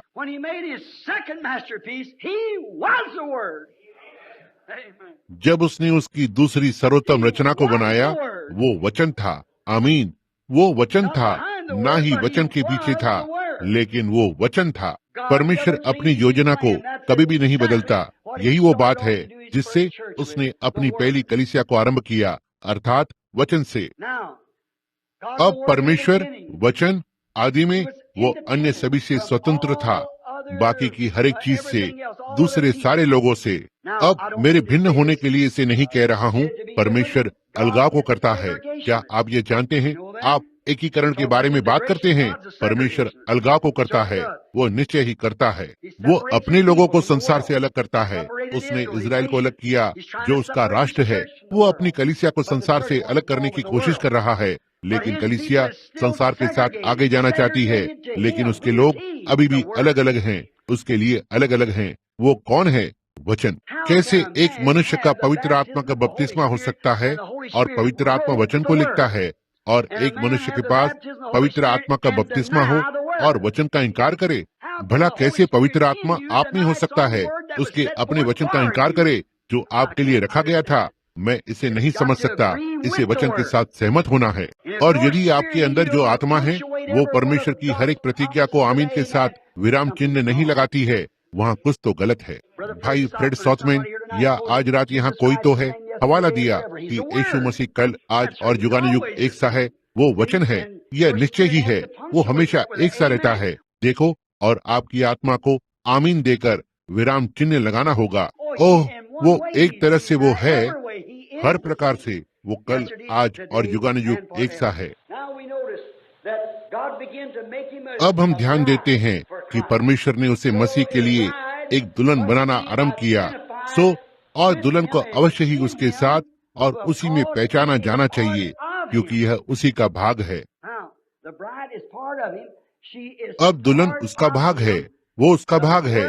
उस दिन के लिए वचन, दुल्हन उस वचन का भाग बन जाती है, क्योंकि यह मसीह है। अब आप ये विश्वास करते हैं? हमें मसीह में होना है। मसीह में हमें मसीह का होना है। मसीह में मसीह का भाग होना है। एक स्त्री क्या है जब वो एक पुरुष को ग्रहण करती है, या एक पुरुष एक स्त्री को ग्रहण करता है? उस स्त्री को उसका भाग होना है। वे अब दो नहीं रहे, वे एक हैं। और जब परमेश्वर और मसीह एक बन गए, वे एक थे, क्योंकि परमेश्वर वचन था और वचन देहधारी हुआ था। देह और वचन एक बन गए, और जब कलीसिया मसीह की दुल्हन बन जाती है, तो वो और सुसमाचार एक से होते हैं। तब भला आप कैसे कह सकते हैं कि आश्चर्य कर्मों के दिन बीत गए? तब भला आप कैसे कह सकते हैं वो कल, आज और युगानुयुग एक सा नहीं है? आप भला कैसे कह सकते हैं वे बातें उस एक प्रेरित के लिए या एक चेले के लिए है, या किसी और दिन में किसी और के लिए है, जबकि आप उसके भाग होते हैं? जब उसने कहा आकाश और धरती टल जाएंगे, लेकिन मेरा वचन कभी भी असफल नहीं होगा। प्रकाशित वाक्य 22 के विषय में क्या है? जब उसने किताब को लिखकर पूरा किया, उसने कहा, मैं गवाही देता हूँ कि यदि कोई मनुष्य एक शब्द भी जोड़े या इसमें से एक वचन को निकालेगा, तो उसका भाग जीवन की किताब से निकाल दिया जाएगा। हम कैसे स्वर्ग में होने जा रहे हैं? फिर यह कहें, खैर मैं इसका विश्वास करता हूँ, लेकिन मैं इसका विश्वास नहीं करता।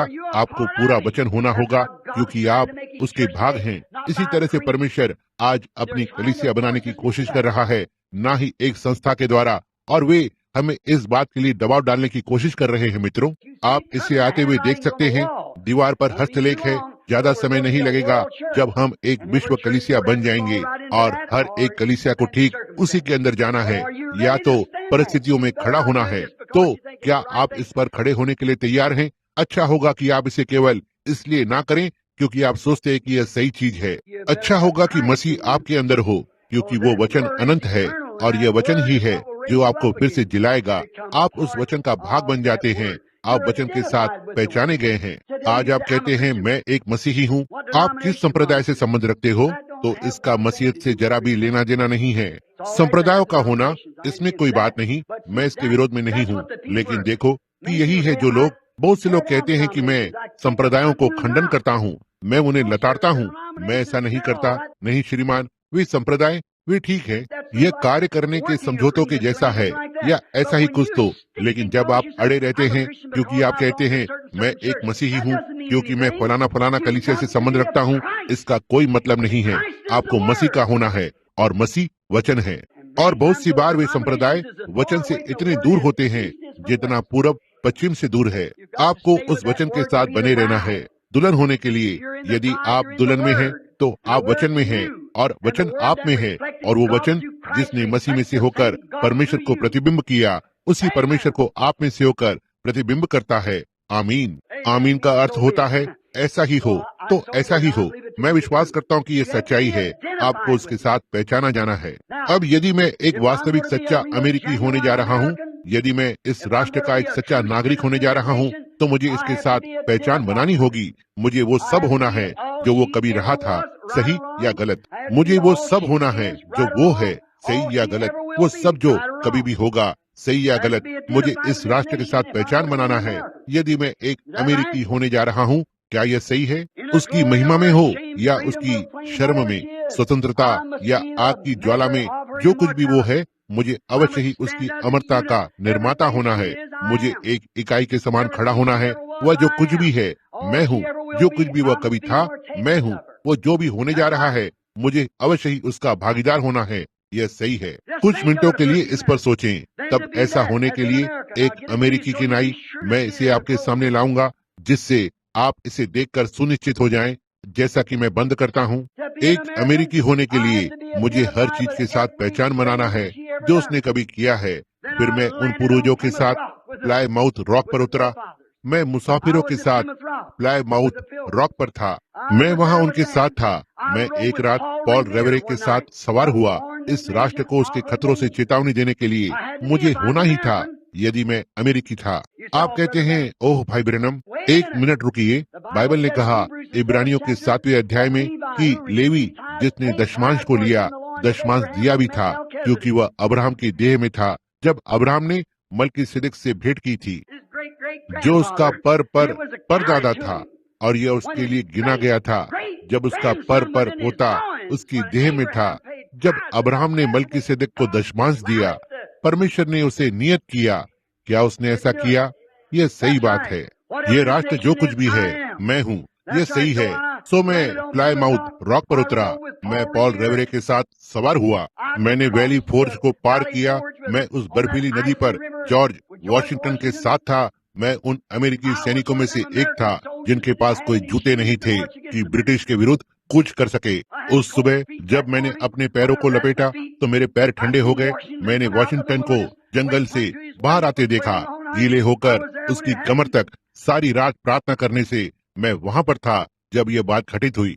मैं स्टोनवेल जैक्सन के साथ खड़ा था जब विरोध बहुत ही अधिक था। जब उत्तरी सेना को वहां भेजा गया तो उन्होंने कहा सारी सेना पीछे हट गई है। कहा जैक्सन कहाँ पर है? कहा वो पत्थर की दीवार के समान खड़ा हुआ है। मैं वहां पर उसके साथ खड़ा था, छोटा नाटेकत का व्यक्ति, नीली आंखों वाला। उन्होंने एक बार उससे पूछा, आप कैसे सामना कर सकते हैं जब विरोध इतना बड़ा है? बहुत ही नम्र व्यक्ति। उसने अपने जूते को जोर से पटका, इस तरह से कहा, मैं कभी भी अपने मुंह में पानी को नहीं डालता जब तक कि मैं सर्वशक्तिमान परमेश्वर का धन्यवाद न करूं। मैं उसके दृढ़ विश्वास में उसके साथ खड़ा था। मैं स्टोनवेल जैक्सन के साथ खड़ा था। यह सही है। मैं बोस्टन चाय की पार्टी में था। मैंने उस ब्रिटिश चाय में से कुछ चाय को समुद्र में फेंकने में सहायता की। मुझे करना था अमेरिकन होने के लिए। जी हाँ श्रीमान, जी हाँ श्रीमान। मैंने स्वतंत्रता की घोषणा पर थॉमस जेफरसन के साथ हस्ताक्षर किए। मैंने 4 जुलाई 1776 को आजादी की घंटी को बजाया। मैं क्रांतिकारी के लिए उसकी लज्जा में पहचाना गया। जब भाई ने भाई के विरुद्ध लड़ाई लड़ी और पिता ने पुत्र के विरोध में, मुझे उसकी लज्जा में पहचान को देना है, वैसे ही जैसे कि मैं उसकी महिमा में पहचाना जाता हूँ। यह बिल्कुल सही है। मैं वैक आइलैंड में था जब उन सारे सैनिकों ने उनकी जान को गंवा दिया। मैंने उन्हें ऐसा करते देखा है। मैंने उन्हें देखा है जब उन्होंने वैक आइलैंड पर कब्जा किया गया। मैंने गुआम पर झंडा फहराने में सहायता की। निश्चित रूप से वह सब जो वो था और जो कुछ भी उसने कभी किया, वह जो कुछ भी अभी है, मैं गर्व से कहता हूँ कि मैं उसका भाग हूँ, क्योंकि मैं अमेरिकी होने पर खुश हूँ। क्या आप नहीं हैं? एक मसीही होने पर मुझे वैसा ही खुश होना चाहिए। हालेलुया। जी हाँ श्रीमान, यदि मैं एक मसीही हूँ तो मैंने सुसमाचार का प्रचार किया और नूह के साथ आने वाले न्याय के लिए चेतावनी दी। जी हाँ श्रीमान, मैं वहाँ पहले उसका भाग था। वहाँ पर मैं परमेश्वर की अर्थव्यवस्था का भाग था। मैं मूसा के साथ जलती हुई झाड़ी में था। मैं मूसा के साथ मिस्र से बाहर निकाला गया था। मैंने जंगल की दूरी को तय किया और मैं उसके साथ जलती हुई झाड़ी में था। मैंने उसकी आवाज सुनी। मैंने उसकी महिमा को देखा। मैंने अग्नि के स्तंभ को वहाँ पीछे उस झाड़ी में देखा, मूसा से बात करते हुए। मैं उसके साथ लाल सागर पर था जब ये खुल गया। मैंने अग्नि के स्तंभ को सीने पर्वत पर ठहरा हुआ देखा। मैंने जंगल में मन्ना खाया और प्रहार की हुई चट्टान में से जल पिया। हालेलुया। मैं इस समय पर 50 वर्ष का अनुभव नहीं कर रहा हूँ। आमीन।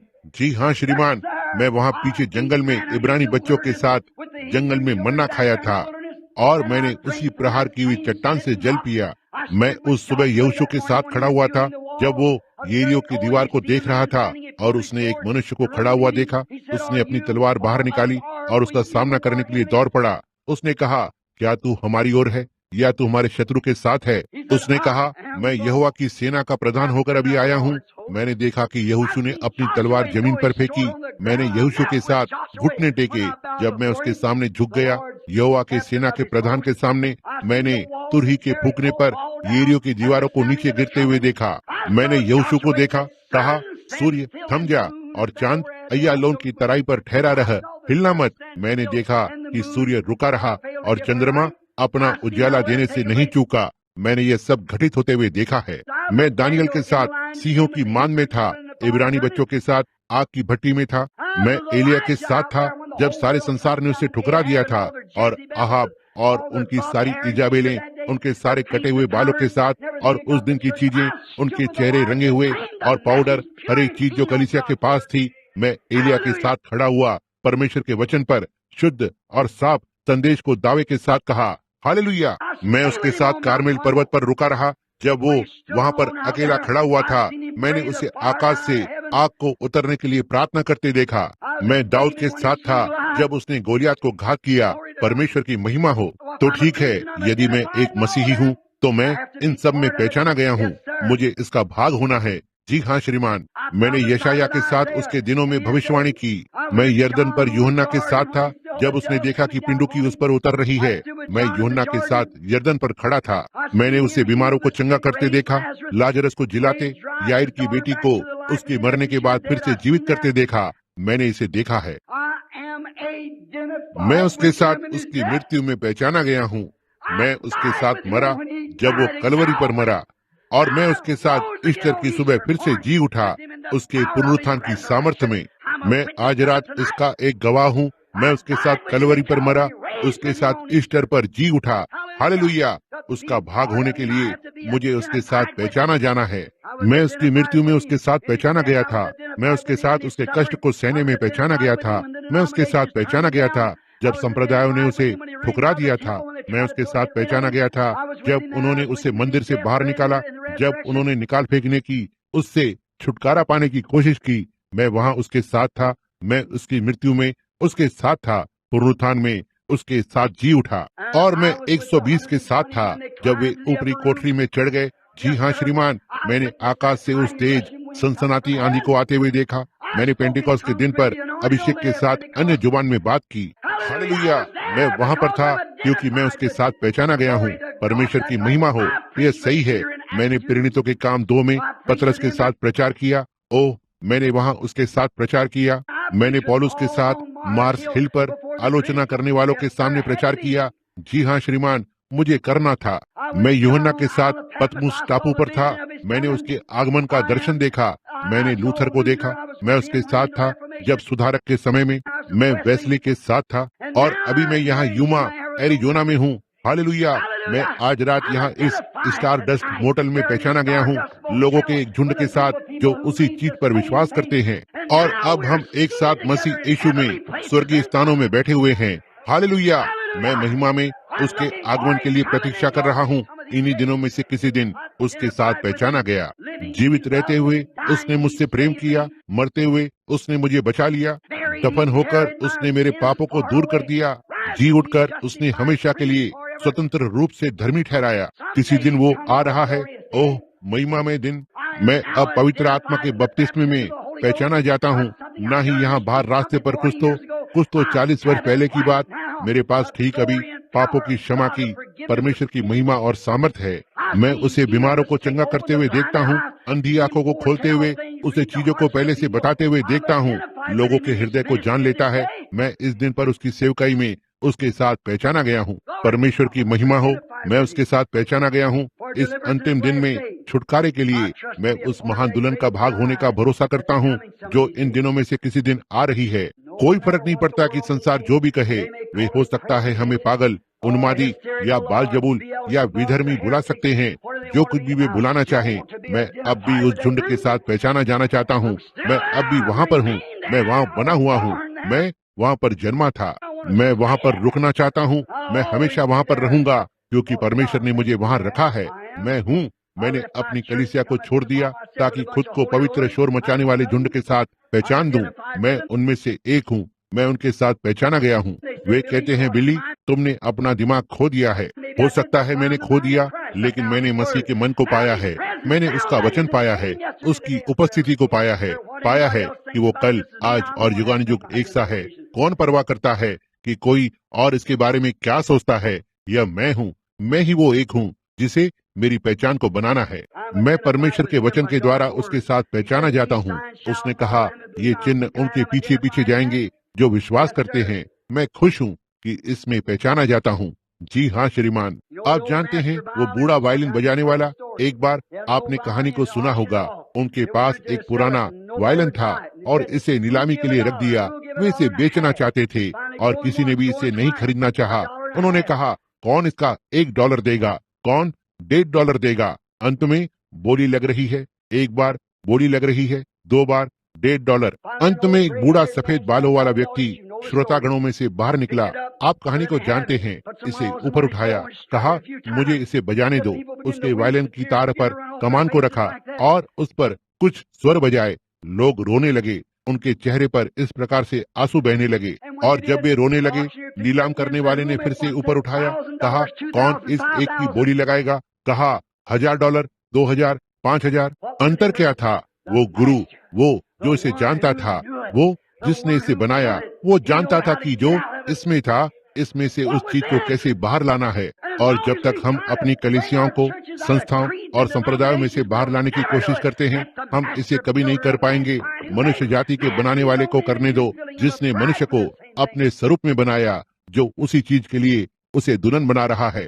एक बार पवित्र आत्मा का कमान इस वचन को एक बार आपके हृदय में उतारने दो और यह हमारा सबसे अच्छा उदाहरण बनेगा। कोई फर्क नहीं पड़ता कि आप कितनी बड़ी कलीसियाओं में जाते हैं और वहाँ किताब में कितने नाम हैं। यह यीशु मसीह के लिए सारी कलीसियाओं, संप्रदायों और मत सिद्धांतों और दुनिया की कलीसियाओं और संगठनों से अधिक करेगा। वो एक दुल्हन को बना रहा है। जी हाँ श्रीमान, वो अब उन टुकड़ों को काट छाट रहा है, संसार को काट छाट कर निकाल रहा है। ओ, कलीसिया से जुड़ना और संस्थाएं और संप्रदाय और मत सिद्धांत सभी को कलीसिया से काट कर अलग करना होगा। उनके औपचारिक विचारों को, उनकी निरपेक्षता, उनके मत सिद्धांत और इत्यादि वापस आकर और उस गुरु को कमान को उठाने दो। गुरु आपको आपके हाथों में उठाने दो, वचन को लेने दो, कहने दो यीशु मसीह कल, आज और युगानुयुग एक सा है। कहें आमीन। प्रभु मुझे बनाओ, मुझे साँचे में ढालो, मुझे बनाओ प्रभु, मुझे जो होना चाहिए। तब वहाँ एक भिन्न बात होगी। तब यदि मैं धरती पर से ऊपर उठाया जाऊं तो मैं सारे मनुष्यों को अपनी ओर खींच लूंगा। जी हाँ श्रीमान, वो अब आपको काट छाट रहा है, आपको केवल उसके वचन से काट छाट रहा है। सारे संस्थाओं और मत सिद्धांत और हर एक चीज को आपसे काट कर दूर कर रहा है। पुत्र के लिए दुल्हन को वापस लाने की कोशिश कर रहा है। एक और सर्वोत्तम रचना, वचन का भाग, वो वचन। यीशु उस स्थान को नहीं ले सकता था। आपको याद है जब उन्होंने उस दिन किताब में पढ़ा था, उसने भविष्यवाणी के कुछ ही भाग को पढ़ा, बाकी के भाग को अंतिम दिनों के लिए छोड़ दिया। हमें उस भाग को लेना चाहिए। तो आप देखना, उसने अलग किया, कलीसिया को अलग करना चाहता है, ठीक वैसे ही जैसे उसने पुत्र को अलग किया, जैसे उसने दूल्हा और दुल्हन को अलग किया। उसकी दुल्हन होने के लिए आपको अवश्य ही उसका भाग होना है।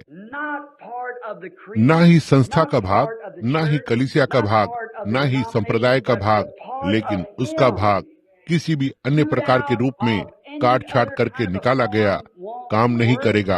आपको वचन से काटा छाटा जाना है।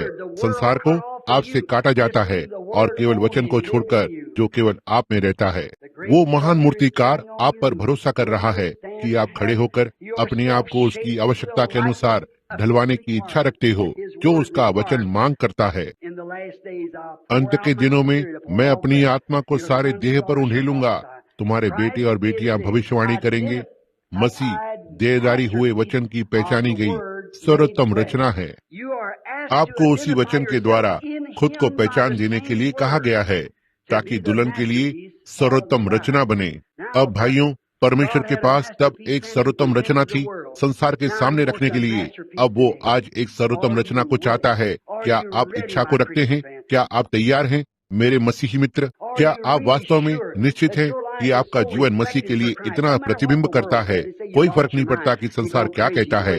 वे कहते हैं तुमने अपना दिमाग खो दिया है, तुम पागल हो गए हो, तुम जाकर और पवित्र शोर मचाने वालों के झुंड से जुड़ गए हो। आप उस पर ध्यान न दें। यदि आप वास्तव में सही मायनों में बचाए नहीं गए हैं और उस देह में नहीं है और परमेश्वर का वचन आप में नहीं है और अपने आप को प्रतिबिंबित नहीं कर रहा है और मसीह का जीवन आप में से प्रतिबिंब नहीं हो रहा है, भाइयों बहनों, आप इस जोखिम को ना लेना। मैं परवाह नहीं करता कि आप क्या हैं, आपके पास किस तरह के अनुभव हैं। उस वचन को हर दिन आपके द्वारा प्रतिबिंबित होने दें, क्योंकि परमेश्वर इन अंतिम दिनों में अपने पुत्र यीशु मसीह के लिए एक दुल्हन को ला रहा है। आइए हम अपने सिरों को झुकाएं। प्रिय स्वर्गीय पिता, बुद्धिमान लोगों के झुंड के समक्ष इतने अशिष्ट तरीके से मेरी शिक्षा अपर्याप्त है। प्रभु, मैं प्रार्थना करता हूँ कि महान पवित्र आत्मा इन वचनों को लोगों के हृदय के अंदर डाल देगा, कि वे देखेंगे कि मेरा क्या मतलब था।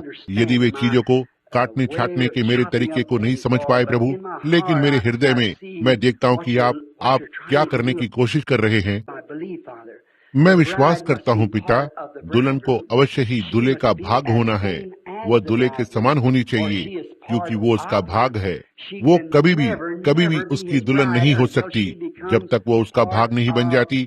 और यही आज वचन का एक भाग है जो कहता है कि वो कल, आज और युगानुयुग एक सा है। गेहूं का दाना जो कभी धरती पर जिया था और जमीन पर गिर पड़ा, उस दाने के समान ऊपर आया जो जमीन के अंदर गया था।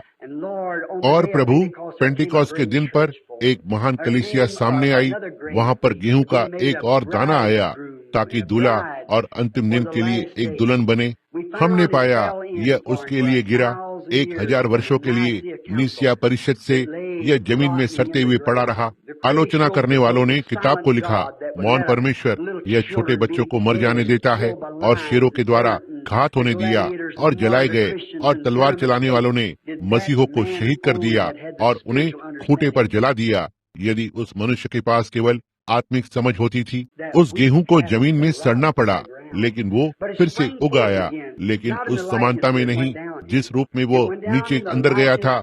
यह गेहूं के दाने की समानता में नीचे चला गया, लेकिन जब यह ऊपर आया तो इसमें कुछ छोटी पत्तियां होती हैं, जैसे कि छोटा सा गेहूं जो ऊपर आता है। अंत में यह बढ़ता गया, लूथर से जिंगली में और आगे और आगे, और अंत में एक फुंदनी या लटकन में आ जाता है। यह वेस्ले के दिनों में अपने आप में परिवर्तन आ गया, कुछ अधिक गेहूं के समान दिखाई दिया और पत्तियों की तुलना में और अधिक इसके जैसा दिखाई दिया। यह फिर से अपने आप में वापस आ रहा है। तब हम पाते हैं यह ऊपर आता है, एक दाना जो लगभग उस वास्तविक जैसा दिखाई देता है, और यदि आप केवल उठाकर और भूसी को खींचकर निकालेंगे तो आप पाएंगे कि गेहूं के पहले दाने में बिल्कुल भी दाना नहीं है। यह तो एक भूसी है, एक पत्ती है। प्रभु, महान पेंटिकॉस्टल बेदारी जो आगे बढ़ी, इसे उसी तरह से होना था। प्रभु की गेहूं की रक्षा करे। जब यह आता है, इसके जाने के लिए कोई स्थान नहीं था। अब पिता, हम जानते हैं कि हम सारी चीजों को प्रकृति के द्वारा लेते हैं, क्योंकि आपने प्रकृति को बनाया है। आपने धरती को छुड़ाया। नूह के दिनों में प्रचार करने के बाद आपने इसका बपतिस्मा किया। आपने पुत्र के लहू को धरती पर गिराया ताकि इसे अपने आप के लिए पवित्र करें, और आने वाले महान युग में नवीनीकरण में आप इसे आग से जलाएंगे ताकि सारी संसारिक चीजों को जला दें, जैसे आप मसीह के साथ करते हैं। आप उसे बचाते हैं, उसे बपतिस्मा देते हैं, उसे पवित्र करते हैं। उसके बाद उससे दुनिया को नवीनीकरण करते हैं और फिर उस पर दावा करते हैं जैसे कि वो आपका अपना है, उसमें पवित्र आत्मा को डालने के द्वारा। हम जानते हैं कि ये गेहूं उसी प्रक्रिया में से होकर आया है। हर एक प्रकृति उसी तरह से काम करती है। अब प्रभु, जब हम देखते हैं कि भूसी अब दाने से अलग हो रही है, सांसारिकता निकल रही है, हे परमेश्वर, प्रदान करें कि वे दाने उस भूसी को अलग होना है, जिससे कि वो दाना पुत्र की उपस्थिति में आ सके। मुझे गठबंधन के आने की आवाज सुनाई दे रही है प्रभु। यह ज्यादा समय तक नहीं होगा, और फिर वो बड़ी लिफ्ट उसकी दुल्हन को महिमा में ले जाएगी, परमेश्वर की उपस्थिति में। मैं प्रार्थना करता हूँ पिता कि आप हम में से हर एक को आशीष देंगे। आइए हम याद रखें प्रभु कि यह हमारा अवसर है। हो सकता है हमारे पास एक भी आने वाला कल न हो। आज हमारा अवसर है। आज इतने लंबे समय के बाद जब आप उसकी आवाज को सुनते हैं तो अपने हृदय को कठोर न करना। प्रभु परमेश्वर, मैं इन लोगों को नहीं जानता। यदि यहाँ पर कोई है, इसकी कमी है, आज रात्रि प्रदान करें कि वे परमेश्वर की संपूर्णता को पाए और पवित्र आत्मा से भर जाएंगे। इसे प्रदान करें पिता। अब अपने झुके हुए सिरों के साथ हमारे हृदय भी झुके हुए हैं। मित्रों, मेरे तरीके के लिए क्षमा करें। मैं अपना संदेश काट छाट कर कह रहा हूँ। मैं प्रार्थना करता हूँ कि परमेश्वर आपको दिखाएगा कि मेरा क्या अर्थ है। अब यदि मैं नहीं चाहता कि कोई देखता रहे, बस अपने सिर को झुकाए रखे। मैं नहीं, आप जो भी हैं, यदि आपको पक्का नहीं है कि आपका जीवन, अब देखो उनमें से हर एक प्रक्रिया को उन्होंने क्या किया। वे एक संगठन में चले गए। इसने क्या किया? आत्मा वहाँ से चला गया दूसरे की ओर। जैसे ही लूथर संगठित हुआ, यह सीधे वेस्ली के अंदर चला गया। वेस्ली संगठित हुआ, यह सीधे पेंटिकॉस्ट में चला गया। पेंटिकॉस्ट संगठित हुआ, यह कहाँ जा रहा है? बिल्कुल जैसे कि अग्नि का स्तंभ, बस आगे बढ़ते रहा। और कुछ लोग वे कहते हैं मैं पेंटिकॉस्टल हूँ, यह ठीक है। मैं लूथरन हूँ, यह ठीक बात है। इसके विरोध में कुछ नहीं है। लेकिन मित्रों, गेहूं अभी भी आगे बढ़ रहा है। हमारे पास सबसे बड़ी बेदारियों में से एक बेदारी है। यह अधिक समय से बनी हुई है। इतिहास दिखाता है कि एक बेदारी केवल लगभग 3 वर्ष तक चलती आई है। इस एक बेदारी को 15 वर्ष या उससे अधिक हो गए हैं। बड़े चंगाई के अभियान रहे हैं, लेकिन अब यह ठंडी हो गई है। देखो, हर एक बेदारी हमेशा ही इसके बाद एक संगठन को उत्पन्न करती है। इस वाली ने क्यों नहीं किया? वहाँ भाइयों का एक छोटा सा झुंड उभरा था, यहीं कहीं पर, जिसे अंतिम वर्षा कहा गया। वे कहीं भी नहीं पहुँचे, सीधे नीचे गिर गए। क्यों? यह गेहूं का युग है मित्रों, यह गेहूं है। वहाँ धरती पर एक सेवकाई है जो ठीक उसी एक की तरह है जो वहाँ पीछे उस ओर आरंभ में गई थी। एक सच्चा पेंटिकॉस्टल का अनुभव। कलीसियाएं संगठित हो रही हैं और एक संगठन दूसरे से बड़ा बनाने की कोशिश कर रहा है और धीरे धीरे अधिक सदस्यों और चीजों को जोड़ रहे हैं। वे संगठन हम इसे देखते हैं। मैं पेंटिकॉस्टल हूँ, हम इसे निकलते हुए देखते हैं। लेकिन क्या इसे ऐसा करना ही है ताकि वो पुत्र दाने तक पहुंच सके? यदि यह पहले वहां नहीं होता, यदि उसके चारों ओर भूसी नहीं होती, तो उसके पास जाने के लिए कोई स्थान नहीं होता था। परमेश्वर ने इसे भूसी बनाया। देखो, जैसे मकई, जैसे गेहूं, जैसे कोई भी चीज जो कटीले बीज कोष से बाहर निकलती है। अब देखिए, इसके बाद कोई भी संस्था आरंभ नहीं हुई है। क्यों? उस एक के लिए अब और समय नहीं है, हम अंत में हैं। और यदि आप ठीक वहीं पर नहीं हैं जहां आपको होना चाहिए, और आप कहते हैं, भाई ब्रैनम, यदि परमेश्वर बीमारों के लिए आपकी प्रार्थना को सुनेगा, और मैंने सुना है कि प्रार्थना के उत्तर में प्रभु ने क्या किया है, और आपने सुना होगा कि आज दुनिया में अन्य लोग भी वे प्रार्थना कर रहे हैं। आप कहते हैं, मैं, क्या आप मेरे लिए प्रार्थना करेंगे कि मैं उस अनुभव को ग्रहण करूं? भाई ब्रैनम, मैं हो सकता है आपको फिर कभी नहीं मिल पाऊं, मैं हो सकता है आपको कभी नहीं देख सकूं, लेकिन प्रार्थना करें कि मैं वहां पर रहूं। मैं बस ऐसा महसूस नहीं कर रहा हूं कि मैं अब वहां पर होऊंगा, लेकिन मैं चाहूंगा कि आप मेरे लिए प्रार्थना करें कि मैं रहूं। अब हर एक सिर झुका हुआ है। क्या आप अपना हाथ ऊपर उठाएंगे? प्रभु आपको आशीष दे, आपको आशीष दे, और आपको परमेश्वर आपको आशीष दे। लोगों के इस झुंड में मैं समझता हूँ 50 हो सकता है या 75 हाथ ऊपर उठे हुए हैं। अब प्रिय यीशु, आप न्यायी हैं, हम तो केवल सेवक गण हैं। मैं प्रार्थना करता हूँ प्रिय परमेश्वर, और यदि मुझे आपकी दृष्टि में अनुग्रह मिले तो मेरी प्रार्थना का उत्तर दीजिए। आपने देखा कि हर एक हाथ ऊपर गया है। आप जानते हैं कि उनके हृदय में क्या है। हम विश्वास करते हैं कि वे जीवन के लिए ठहराए गए हैं, और शैतान ठीक जैसे आदम के दिनों में था, वो उस सर्वोत्तम रचना को आगे आने से रोकने की कोशिश कर रहा है। होने पाए इसे आज रात्रि रोक दिया जाए, होने पाए यीशु मसीह का लहू इसे रोक दे, और होने पाए वे परमेश्वर के लिए एक सर्वोत्तम रचना के रूप में सामने आए। इसे प्रदान करे पिता। होने पाए वे मसीह के वचन में पहचाने जाएं। उसने कहा, जब तक मनुष्य फिर से जन्म ना ले, होने पाए वे उस नए जन्म के अनुभव को प्राप्त करें। होने पाए वे पवित्र आत्मा का बपतिस्मा पाएं। संसार की सारी चीजों का नवीनीकरण हो। वे इसे अब और नहीं चाहते। प्रभु, उस संसार को उनसे दूर करें और उन्हें लोगों के सामने एक सर्वोत्तम रचना के रूप में बाहर रखें। इसे प्रदान करें प्रभु, कि आप इस बगीचे के समय के युग में यहाँ अंतिम दिनों में प्रसन्न हो सकें। इन पुरुषों और महिलाओं, लड़कों और लड़कियों की आपकी सर्वोत्तम रचना को प्रस्तुत करने के लिए जिन्होंने उनके हाथ को थामे रखा है, इसे प्रदान करें प्रभु। शहर में चल रही इस बेदारी को आशीषित करें। हे परमेश्वर, मैं प्रार्थना करता हूँ कि हर एक पुरुष और महिला जो आसपास है उस बेदारी में जाए, और होने पाए उनमें से हर एक जन पवित्र आत्मा से भर जाए, और होने पाए इस छोटे से शहर में से होते हुए एक पुराने चलन की बेदारी हो, यहाँ तक हर कहीं से लोग आ जाएं। इसे प्रदान करे प्रभु। पिता, हमें इन चीजों को देना, क्योंकि हम उन्हें यीशु के नाम में मांगते हैं। आमीन। मैं उससे प्रेम करता हूँ, मैं उससे प्रेम करता हूँ। क्या आप उससे प्रेम करते हैं? आप जानते हैं, पौलुस ने कहा, यदि मैं गाता हूँ तो मैं आत्मा में गाता हूँ। मैं सोचता हूँ मैं एक गायक बनने से बहुत दूर हूँ, लेकिन जरा सोचें एक साथ, क्या हम उस गीत को आरंभ नहीं कर सकते हैं? मैं उससे प्रेम करता हूँ। क्या आप हमें स्वर देंगी बहन, क्योंकि उसने पहले मुझसे प्रेम किया। आपने इसे सुना है? कितने इस गीत को जानते हैं? आइए देखते हैं आपका। यह मेरे पुराने गीतों में से एक है। मैं इसे गाना पसंद करता हूँ। तो ठीक है, अब आइए हम अपने सिरों को झुकाएं और अपनी आंखें बंद करें, और अब गाएं, मैं उससे प्रेम करता हूँ।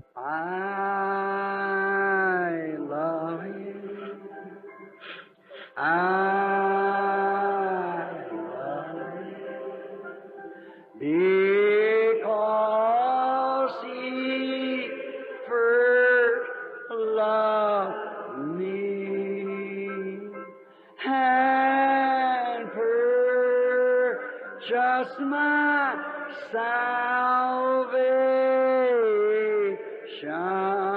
on Calvary's tree. Let's hum it.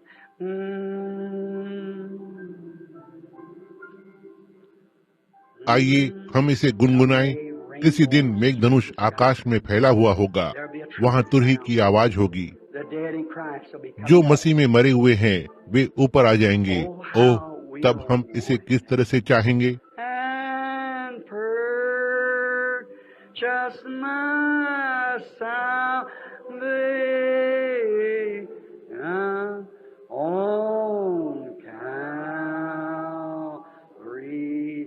That's where we become the masterpiece for us. यही है जहाँ पर वो हमारे लिए सर्वोत्तम रचना बन गया। अब याद रखें, सारी सर्वोत्तम रचनाएं इससे पहले कि उन्हें कभी प्रसिद्धि के भवन में रखा जा सके, उन्हें पहले अपने आलोचकों के भवन में से होकर जाना होगा। आलोचकों को जांच करना होगा कि क्या वे इसकी आलोचना कर सकते हैं। लेकिन जब यह आलोचकों के सामने सफल होता है, तब इसे प्रसिद्धि के भवन में ले जाया जाता है। परमेश्वर का पुत्र हर संस्था के आलोचकों में से होकर निकला, संप्रदाय से। यहाँ तक कि पिलातुस ने कहा, मैं उसमें कोई दोष नहीं पाता। यहूदा ने कहा, मैंने निर्दोष लहू से विश्वासघात किया। तब परमेश्वर ने उसे जिलाकर खड़ा किया और वो आज उस महान प्रसिद्धि के भवन में लटका हुआ है, परमेश्वर के दाहिने हाथ पर बिचवाई को कर रहा है। क्या आप उसके साथ वहाँ नहीं जुड़ना चाहेंगे? क्या आप इसका भाग नहीं बनना चाहेंगे? आप हो सकते हैं, आप बनने के लिए आमंत्रित हैं। जब हम इस गीत को गा रहे हैं, तो क्यों ना आप अभी उसके साथ इस पर बात करें। First love me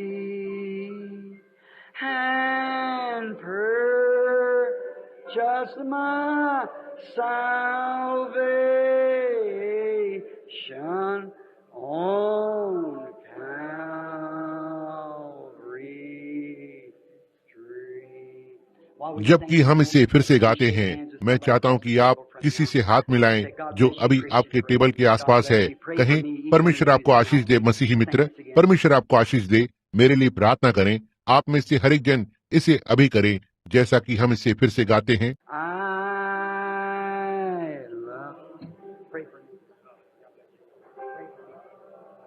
I love him because he. That's ये right. ठीक है, Shake hands, say, हाथ "Pray मिलाएं, for me." कहें, All मेरे you लिए pray प्रार्थना for करें। me. आप सब I मेरे wanna लिए be प्रार्थना there so करें। bad. मैं वहाँ होना चाहता हूँ, बहुत अधिक चाहता हूँ। And purchase my salvation on Calvary tree. Now let's अब bow आइए our heads हम and close अपने our सिरों eyes को and raise झुकाएं our hands और and अपनी sing आंखों को to बंद him. करें और अपने हाथों को उठाएं और इसे अब उसके लिए गाएं। Oh God, I love Him because He first loved me and purchased my salvation on Calvary.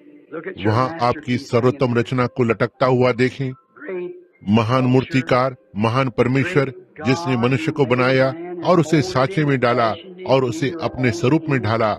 मैं आपसे प्रार्थना करता हूँ प्रभु कि आप आज रात हमें ले लेंगे। May this be a memorial night. Real होने पाए memorable यह to us. एक यादगार रात हो, हमारे लिए सचमुच यादगार हो कि आज रात प्रभु, आज रात ठीक यहाँ स्टार डस्ट मोटल में होने पाए आप मनुष्य को परमेश्वर के पुत्रों के स्वरूप में ढालें। इसे प्रदान करें प्रभु। महान मूर्तिकार केवल आप ही हैं जो इसे कर सकते हैं। अपने वचन को लें प्रभु, इसे हम सबके हृदय के अंदर ढाल दीजिए, That we might be your masterpieces in the जिससे last कि हम days. अंत के दिनों में आपकी सर्वोत्तम रचना हो सकें और मसीह की दुल्हन कहलाएं।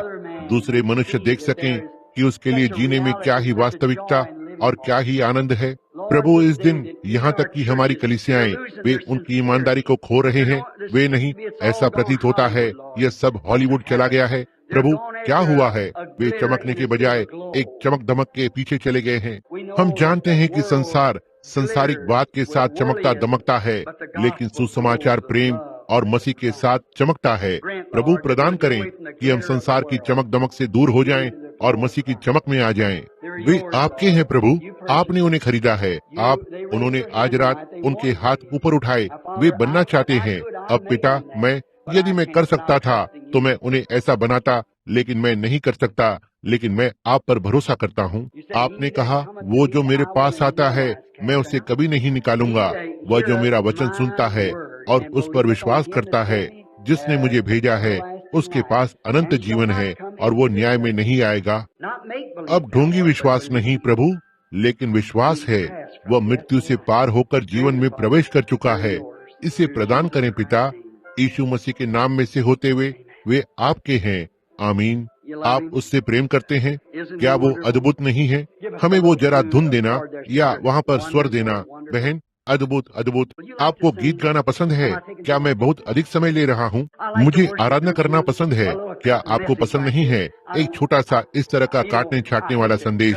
मैं नहीं, आप जानते हैं मुझे काटना छाटना पसंद नहीं है, लेकिन आपको एक कील को ठोकना पड़ता है ताकि इसे कसकर पकड़े। आप जानते हैं कि मेरा क्या मतलब है। जी हाँ, अब आपको इसे हृदय के अंदर डालना होगा। और देखा, आप उस गीत से प्रेम करते हैं। अद्भुत अद्भुत यीशु है मेरे लिए। आप ये जानते हैं। Wonderful, wonderful, Jesus is to me a counselor, Prince of Peace, mighty God is He, saving me, keeping me from all sin and shame. Oh, wonderful is my Redeemer, praise His name. I once was lost, now I'm found, free from condemnation. Jesus gives liberty and a full salvation, saving me, keeping me from all sin and shame. Oh, wonderful, my Redeemer, praise His name. हर एक जन गाए। Everybody, wonderful, wonderful, Jesus is to me, Counselor, Prince of Peace, mighty God is He, saving me, keeping me from sin and shame. Wonderful is my Redeemer, praise His name. अब आइए हम कहें, प्रभु की स्तुति हो, प्रभु की स्तुति हो। क्या आप अपने आप को रगड़कर साफ किया हुआ महसूस नहीं करते? अच्छा महसूस कर रहे हैं? प्रभु की आराधना करें, वो अद्भुत है। परमेश्वर आपको आशीष दे। जब तक मैं फिर से नहीं मिलूं, अब मैं सभा को भाई के हाथ में देता हूँ जो अध्यक्ष हैं।